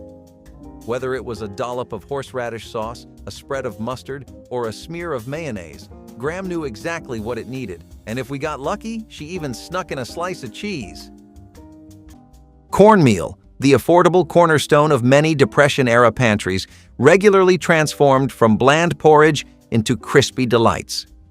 One creative result was the cornmeal mush sandwich, a hearty sandwich featuring leftover cornmeal mush fried until crisp, then placed snugly between bread slices. Though today's diners might chuckle at the idea of mush becoming sandwich-worthy, during the Great Depression, cornmeal mush was more than an economical meal. It was practically survival food, providing necessary calories at minimal cost. Resourceful homemakers routinely prepared large batches, knowing the leftovers, once cooled and firm, could easily be sliced and fried for future meals. Historical newspapers frequently touted cornmeal as the American staple, humorously reassuring housewives they could count on cornmeal mush in lean times, even when neighbors proved less reliable. The cleverness came when leftover mush was fried, converting it from a monotonous dish into an appealing, crunchy patty that gave texture and flavor to humble sandwiches. If you were a regular at lunch counters in the 1970s, there was one cold cut that had a mysterious charm: pickle and pimento loaf. It had a look that was hard to ignore. A pale pink meat dotted with bright green pickle bits and tiny flecks of red pimento, like a mosaic made by someone who really loved sandwiches. It came sliced thin from behind the deli glass, slapped between white bread with a dab of mayonnaise, and wrapped in wax paper with a soda on the side. You did not question it. You just ate it. The flavor? Tangy, savory, and weirdly sweet, but not in a bad way. It had the texture of Bologna, the bite of pickle, and the color scheme of a Christmas tree. For some reason, it vanished from most grocery shelves by the end of the decade. Maybe tastes changed, or maybe we just stopped putting pickles inside our meat. But back then, it was an easy go-to, a bit of fun, and a total conversation starter if you pulled it out during lunch break. Of course, if you thought that sandwich was messy looking, just wait until we dive into the one that was literally impossible to eat without getting sauce all over your hands and loving it. Let's kick things off with a classic that's got a bit of a spicy kick: deviled ham spread. If you have memories of peeking into Grandma's pantry, I'm sure you remember spotting a can of deviled ham sitting quietly on the shelf at all times. This spicy spread has been around since the 1800s.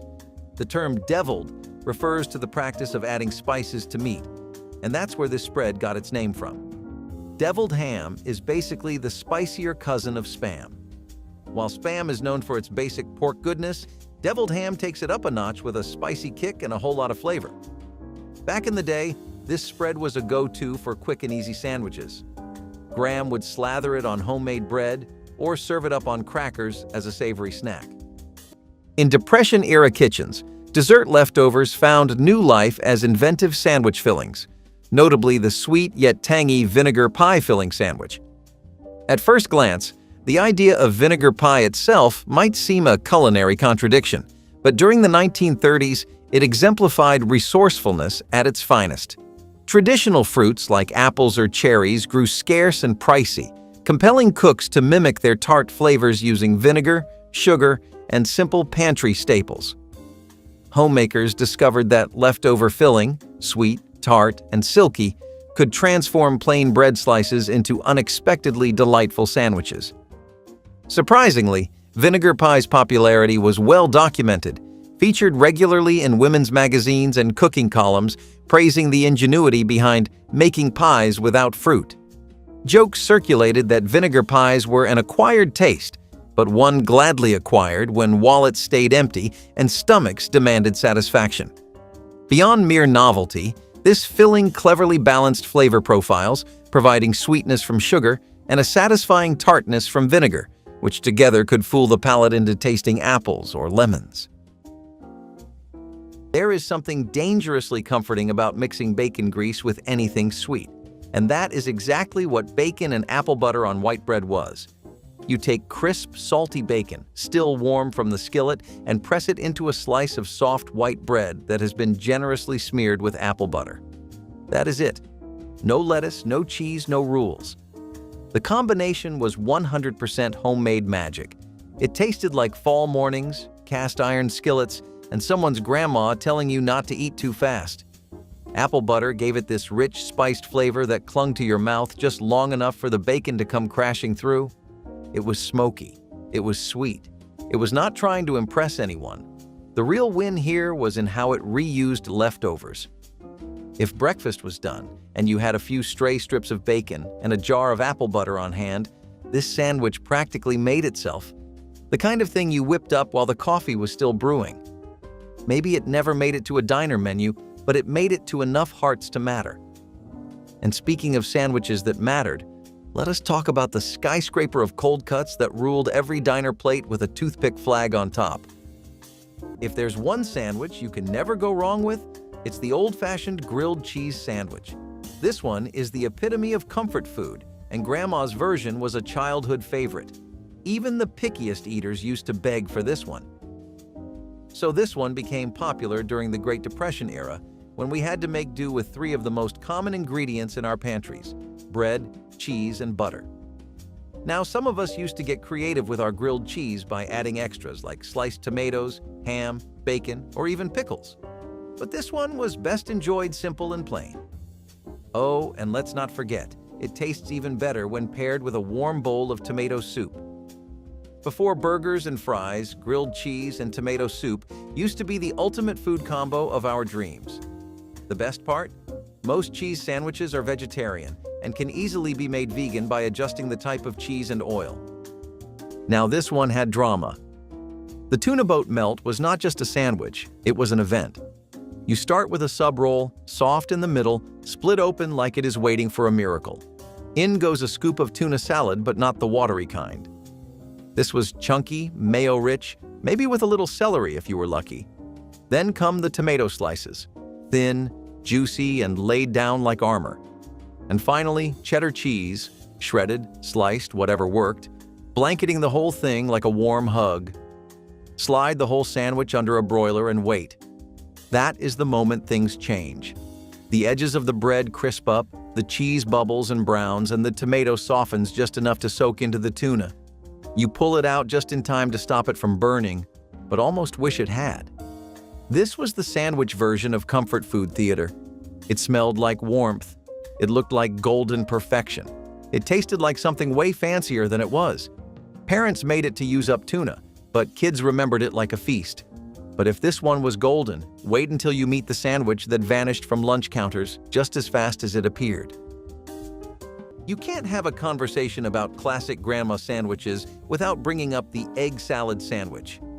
This sandwich started out as an economical way of using up extra eggs. Eggs were a budget-friendly protein source, and this sandwich with just a few ingredients from the pantry. This one also used mayo to bind the sandwich together, but some grandmas added a bit of mustard for a tangy kick. This was a post-Easter favorite, as after the holiday ended, there were plenty of hard-boiled eggs on hand, and of course Graham didn't let anything go to waste. You can make this one yourself with some store-bought egg salad, but it won't taste the same as it did back in the day. The bacon and peanut butter sandwich was one that caught our eyes the most. Crispy bacon paired with peanut butter sounded like a combination that could just work somehow. This was a no-brainer for Americans. If their left kidney is sustained by peanut butter, the right is sustained by bacon. Both together probably provide just the right amount of fuel to get through the day or a grueling 9-to-5 shift. A great condiment to go with this is unsweetened ketchup, because most ketchups today have artificial sweeteners. This isn't as popular as it used to be, but it hasn't declined enough in renown that it's that outlandish of an idea. Give it a try some weekend, you might be pleasantly surprised. Sautéed or caramelized onions provide just the right complementary flavor to the crispy bacon, while also not overloading your taste buds because of the peanut butter. During the Great Depression, food scarcity pushed resourcefulness to new heights, turning even backyard weeds into life-saving nourishment. A prime example was the dandelion greens sandwich, made from tender, freshly foraged dandelion greens sautéed briefly in bacon drippings or butter, proving the old adage true: one person's weed is another person's lunch. Dandelions flourished freely, thriving on roadsides and lawns, offering a nutritious, vitamin-rich option readily available to anyone willing to forage. Interestingly, dandelions weren't always considered nuisances.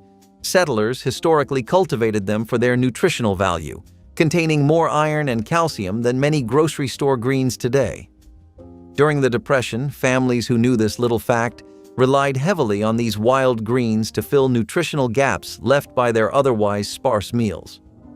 With fats like butter or precious bacon drippings in short supply, home cooks learned to carefully ration these staples, just enough to tame the green's natural bitterness. During the lean years of the Depression, when even cheese was considered an extravagance, families creatively relied on homemade dairy products to fill their sandwiches. One humble yet nutritious example was the cottage cheese and chives sandwich. Freshly made cottage cheese blended simply with garden-grown chives, spread generously on bread. Cottage cheese was no supermarket luxury back then. Households routinely made it from leftover milk, turning spoilage into sustenance. Historical records show that cottage cheese soared in popularity precisely because frugal cooks realized spoiled milk could become a valuable protein source rather than being thrown away. To brighten its mild flavor, Depression-era cooks used freshly cut chives, easy-to-grow herbs flourishing freely in backyard gardens. Chives added a pleasant onion-like bite to the otherwise bland cheese, creating a sandwich filling that felt like culinary innovation despite its simplicity. Homemakers humorously boasted that cottage cheese was the ultimate Depression-era invention, milk that refused to quit. While we're talking about canned goods of the past, tuna salad sandwich was another one of Graham's specialties. So, canned tuna became all the rage during World War I, and it was the most common item on the food aisle. Grandma decided to twist it up and make it into a delicious sandwich that shaped all our childhoods. This one was a staple at picnics or simple lunches at the grandparents' house. The star of this sandwich was mayonnaise. Yeah, there was no tuna sandwich without this key ingredient. It bonded the tuna salad together and gave it its unique taste. Tuna salad sandwiches were the top choice for lunch because they were easy to prepare and didn't require any cooking. Grandma could whip up a batch in minutes, and let's be honest, we ate them just as quickly. The sorghum and butter sandwich, featuring rich sorghum syrup generously spread alongside butter, illustrated precisely how clever Depression cooks stretched limited resources into meals both comforting and economical. Sorghum, extracted from cane-like plants widely cultivated across the rural South and Midwest, was more affordable and easier to produce than refined sugar. Interestingly, families often pressed and boiled their own sorghum syrup at community gatherings, turning it into a social event where neighbors pooled resources and swapped stories, a rare, bright spot amid hardship. Butter, though pricier and rationed carefully, complemented the syrup's earthy sweetness, elevating plain bread into something genuinely indulgent. Historical cookbooks and agricultural pamphlets praised sorghum for its robust nutritional value, humorously labeling it nature's sweetest medicine, a tagline that perhaps oversold its virtues, but only slightly. Modern Americans might see the combination of syrup and butter as simply a makeshift dessert, yet to Depression families, it was an essential calorie boost, fueling long days of hard labor. Gardeners facing Depression-era hardship didn't toss away unripened tomatoes. Instead, they transformed them into simple yet surprisingly tasty sandwiches, notably the green tomato sandwich. Thinly sliced, salted green tomatoes carefully placed on buttered bread became a clever culinary solution to avoid waste when economic uncertainty made every vegetable precious. Green tomatoes were plentiful during the cooler months when fully ripe tomatoes weren't always achievable, ensuring these tangy, firm slices found their way onto many lunch plates. Remarkably, green tomatoes offered not only budget-friendly sustenance but valuable nutrients, including vitamin C, essential for families with limited access to fresh produce. Cooking columns from the 1930s enthusiastically endorsed green tomatoes as affordable, versatile pantry staples, though often jokingly acknowledging their tartness as an acquired taste. Resourceful homemakers cleverly balanced the tomatoes' acidity by spreading bread generously with butter, turning the sour slices into surprisingly palatable sandwiches. The green tomato sandwich is a vivid example of how necessity drove creativity in the kitchen, proving to skeptics everywhere that sometimes even unripe produce could shine brightly in a humble sandwich. The meatball sub is the kind of sandwich that's meant to be messy. The meatball sub has its origins in Italian-American cuisine. While meatballs are a traditional Italian dish, the meatball sub became popular in the U.S. as Italian immigrants put an American twist to it. We're talking juicy meatballs, marinara sauce topped with melted cheese on a long, crusty roll. Yeah, it doesn't really get more American than this. What makes or breaks this sandwich is the sauce, and Grandma knew it all too well.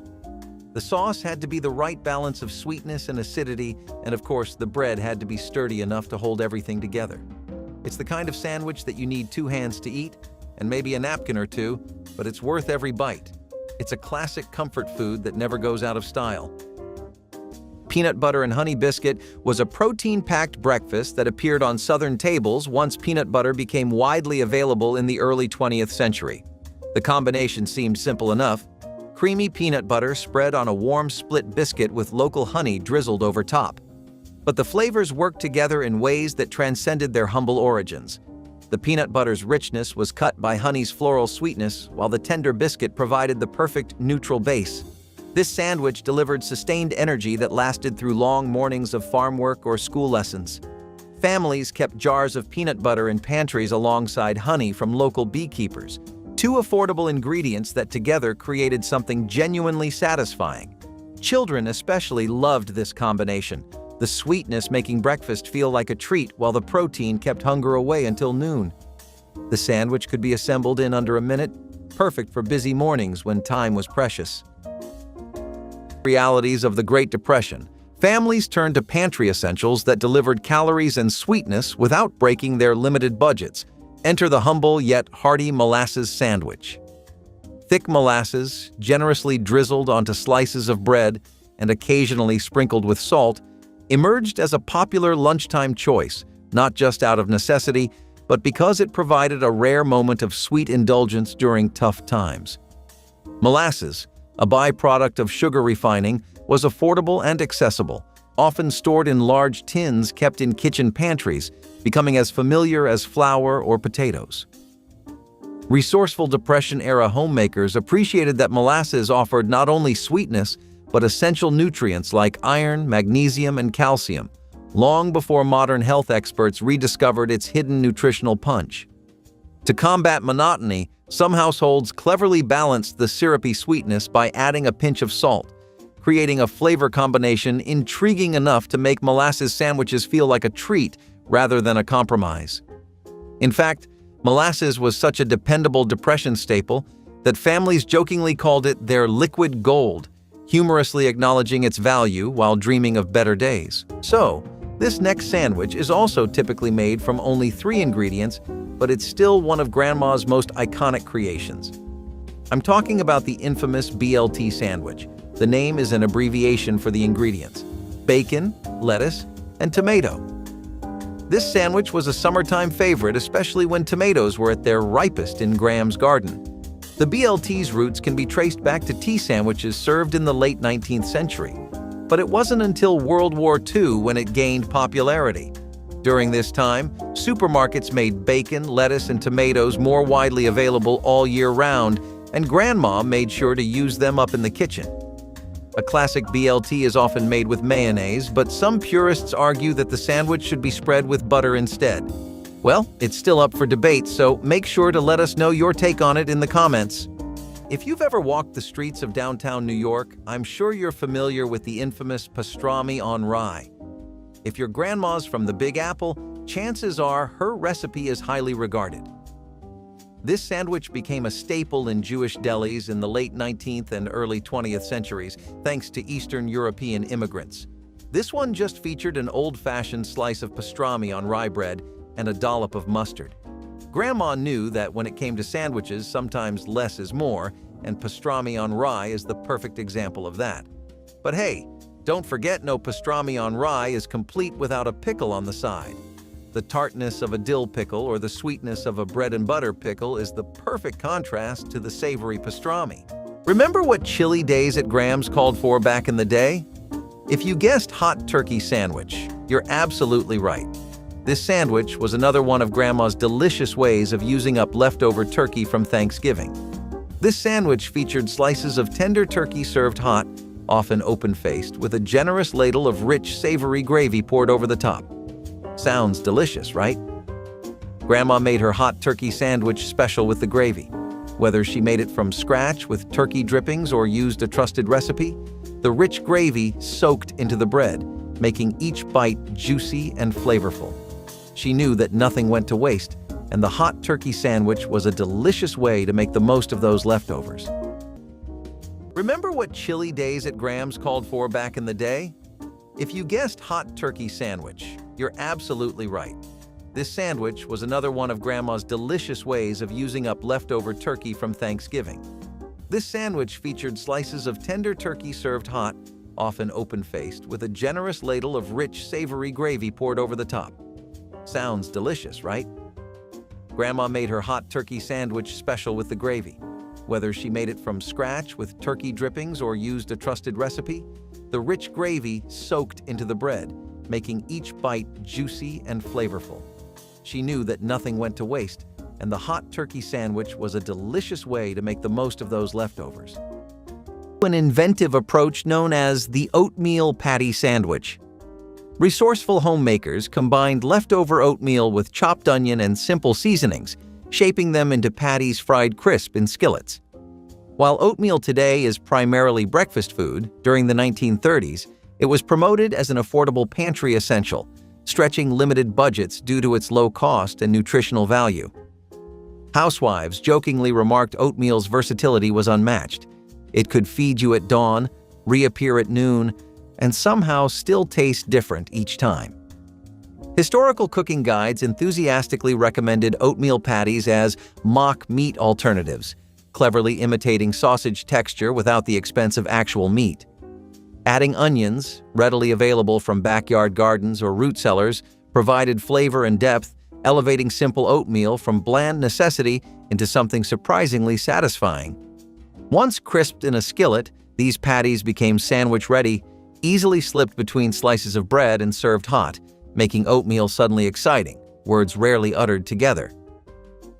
Liverwurst might not be everyone's cup of tea, but for those who loved it, there was nothing quite like a liverwurst sandwich. So, liverwurst, or liver sausage, has German roots and is a staple in many European countries. The name liverwurst comes from the German words Leber, which means liver, and Wurst, which means sausage. This one was also made with rye bread and was a common street food in the streets of New York. Grandma gave it a home-like feel by using homemade bread and using fresh veggies and toppings like mustard, pickles, or onions. In Depression-era kitchens, dessert leftovers found new life as inventive sandwich fillings, notably the sweet yet tangy vinegar pie filling sandwich. At first glance, the idea of vinegar pie itself might seem a culinary contradiction, but during the 1930s, it exemplified resourcefulness at its finest. Traditional fruits like apples or cherries grew scarce and pricey, compelling cooks to mimic their tart flavors using vinegar, sugar, and simple pantry staples. Fried salt pork sandwich was pure survival food that sustained families when other meat wasn't available or affordable. Salt pork, that heavily cured slab of pork belly preserved in brine, was sliced thin and fried until the fat rendered and the edges turned crispy and golden. The intense saltiness meant a little went far, with just a few slices providing enough flavor and fat to make a satisfying breakfast. Placed between slices of homemade bread or tucked into a biscuit, the salt pork delivered immediate energy and lasting fullness. Families kept barrels of salt pork in cellars and smokehouses, insurance against lean times when fresh meat wasn't possible. The frying process transformed the preserved meat, making it tender inside while developing a crust that crackled between teeth. This sandwich taught important lessons about preservation and resourcefulness. The salt pork might seem too intense for modern palates, but for generations of rural families, it represented security and the comfort of knowing food was always available. The chicken and cranberry sandwich is as classic as it gets. This was really popular back in the early 1900s, when cranberries were a trendy ingredient for your sandwiches. And today? You may not find it anywhere in restaurants or households, but it's still a great way to get rid of leftover chicken without wasting it. Typically, this classic sandwich was made with whatever you had available in your kitchen. The basic ingredients would look like mayo, garlic powder, onions, chicken. For the dressing, people would use Dijon mustard. This, paired with a seasoned chicken breast and leftover cranberry sauce, would create a perfect messy sandwich. With the rise of fast food chains and newer sandwiches created using cold cuts, the chicken and cranberry sandwich faded into history. It truly was a cost-effective meal for people suffering from the perils of the economy in the 1950s. Shrimp salad rolls were the fancy cousin who only showed up at baby showers and bridal brunches, but when they did, they made sure you noticed. These sandwiches were served cold, creamy, and full of old-school charm. Chopped shrimp got mixed with mayonnaise, a little diced celery for crunch, and maybe a squeeze of lemon juice if the recipe came from someone who read food magazines. The mix got spooned onto a buttered roll, soft, pillowy, and lightly toasted if you were lucky. It was rich but light, simple but elevated. You were not scarfing it down with fries and soda. No, this one came with iced tea in a glass and maybe a napkin folded just right. It was the kind of sandwich that made you sit a little straighter. Perfect for luncheons, community cookbooks, and any moment where finger foods and floral plates were involved. But here is the thing. It was good. Really good. The shrimp brought just enough sweetness. The celery kept it from being too heavy, and the bread soaked it all in without falling apart. It was a sandwich that whispered luxury in a decade where not much else did. And if shrimp salad was for special occasions, the next sandwich took something sacred, Thanksgiving dinner, and made it work any day of the week. Amid the economic hardships of the Great Depression, families often turned to humble ingredients hiding in their backyard gardens. One surprising sandwich, the radish and butter sandwich, combined thinly sliced radishes, easy-to-grow root vegetables thriving in even the poorest soil, with creamy butter, salt, and homemade bread. Despite its simplicity, this sandwich exemplified the era's remarkable ingenuity, transforming modest garden staples into a genuinely enjoyable meal. Radishes were incredibly affordable and grew rapidly, maturing within just 3 to 4 weeks, making them ideal for families in urgent need of sustenance. Butter, although a luxury in lean times, was often stretched sparingly, providing much-needed calories and flavor to otherwise plain sandwiches. Interestingly, radishes weren't always considered sandwich-worthy. Historically, they were seen as garnishes or mere rabbit food.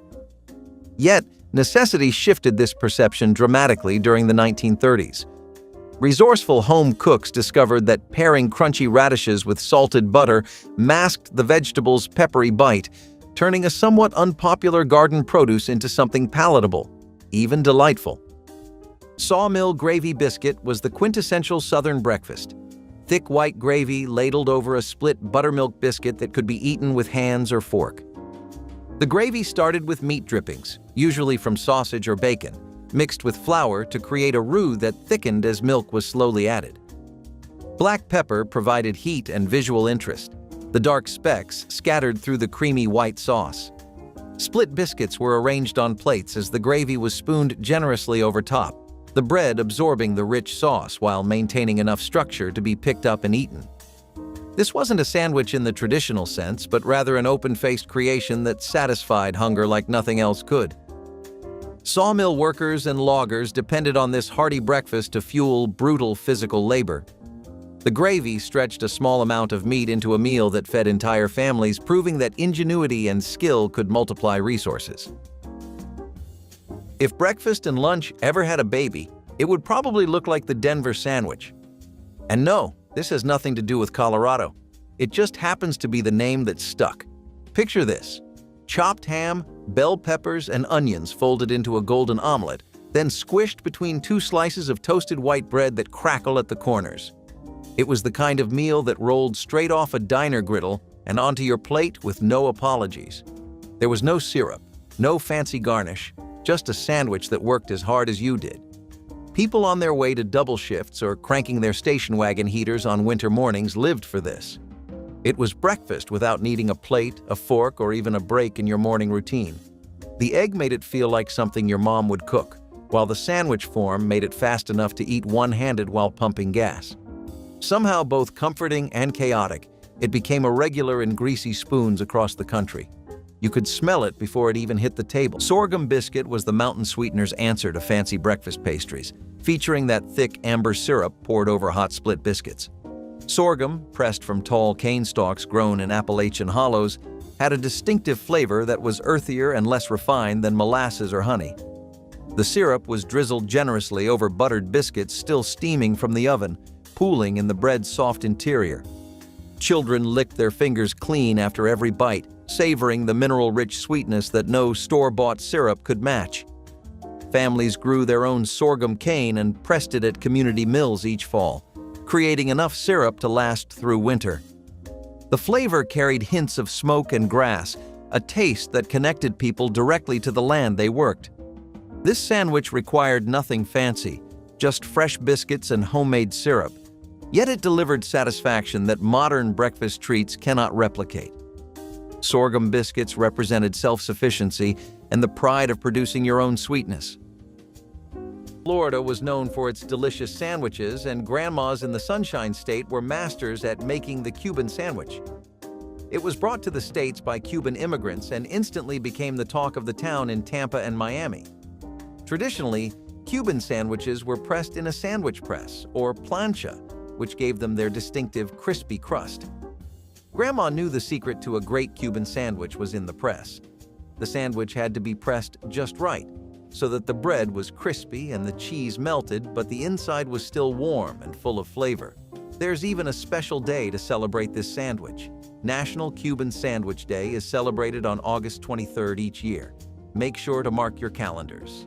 In Depression-era kitchens, yesterday's breakfast porridge could become today's lunch sandwich, thanks to an inventive approach known as the oatmeal patty sandwich.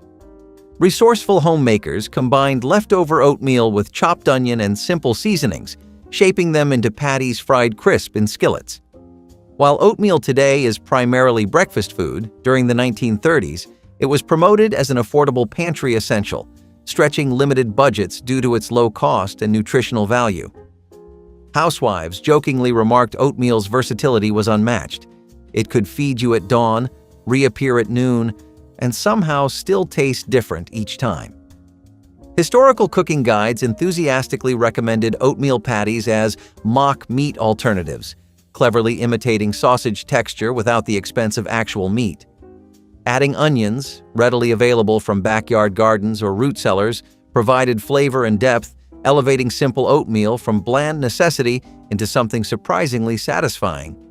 Once crisped in a skillet, these patties became sandwich-ready, easily slipped between slices of bread and served hot, making oatmeal suddenly exciting, words rarely uttered together. You knew the Red Devil logo before you ever tasted it. That Underwood deviled ham can have a certain energy to it, bold, strange, and just a little too happy for what was inside. Still, one taste and you got it. Deviled ham salad was the low-key hero of school lunches and late-night sandwiches. It was creamy, salty, a little tangy, and just weird enough to make you wonder how it became so popular. Mix that canned meat paste with mayonnaise and relish, maybe a dash of mustard if you were daring, and you had a spread that knew how to work a slice of white bread. It was chilled, it was comforting, and it stuck to the roof of your mouth like a secret you could not wait to tell. This was the kind of sandwich you did not brag about, but secretly loved. And it was there for you, on road trips, in brown bags, and even at midnight when you could not sleep. It never looked fancy, but it never needed to. Deviled ham was a flavor bomb dressed up like a cold cut. But if you wanted something a little fresher, a little more deli style, then nothing hit quite like a stack of corned beef with a side of slaw and just enough spice to make you pay attention. Fried pie pocket was a portable breakfast that enclosed sweet filling inside crispy fried dough, perfect for eating on the move. Leftover pie filling or stewed fruit was spooned onto circles of biscuit dough, which were then folded and sealed before being fried in hot lard until golden brown. The exterior crackled when bitten, giving way to warm, sweet fruit that had intensified during cooking. Apple, peach, and berry fillings were most common, depending on what was preserved or in season. These pockets could be wrapped in cloth and carried to fields or schoolhouses, providing sweet energy wherever the day took you. Making them required more effort than simple bread sandwiches, but families prepared batches on weekends to last through the week. The fried dough's richness combined with fruit's tartness created something genuinely delicious. Fried pie pockets represented the Southern tradition of turning simple ingredients into food worth remembering.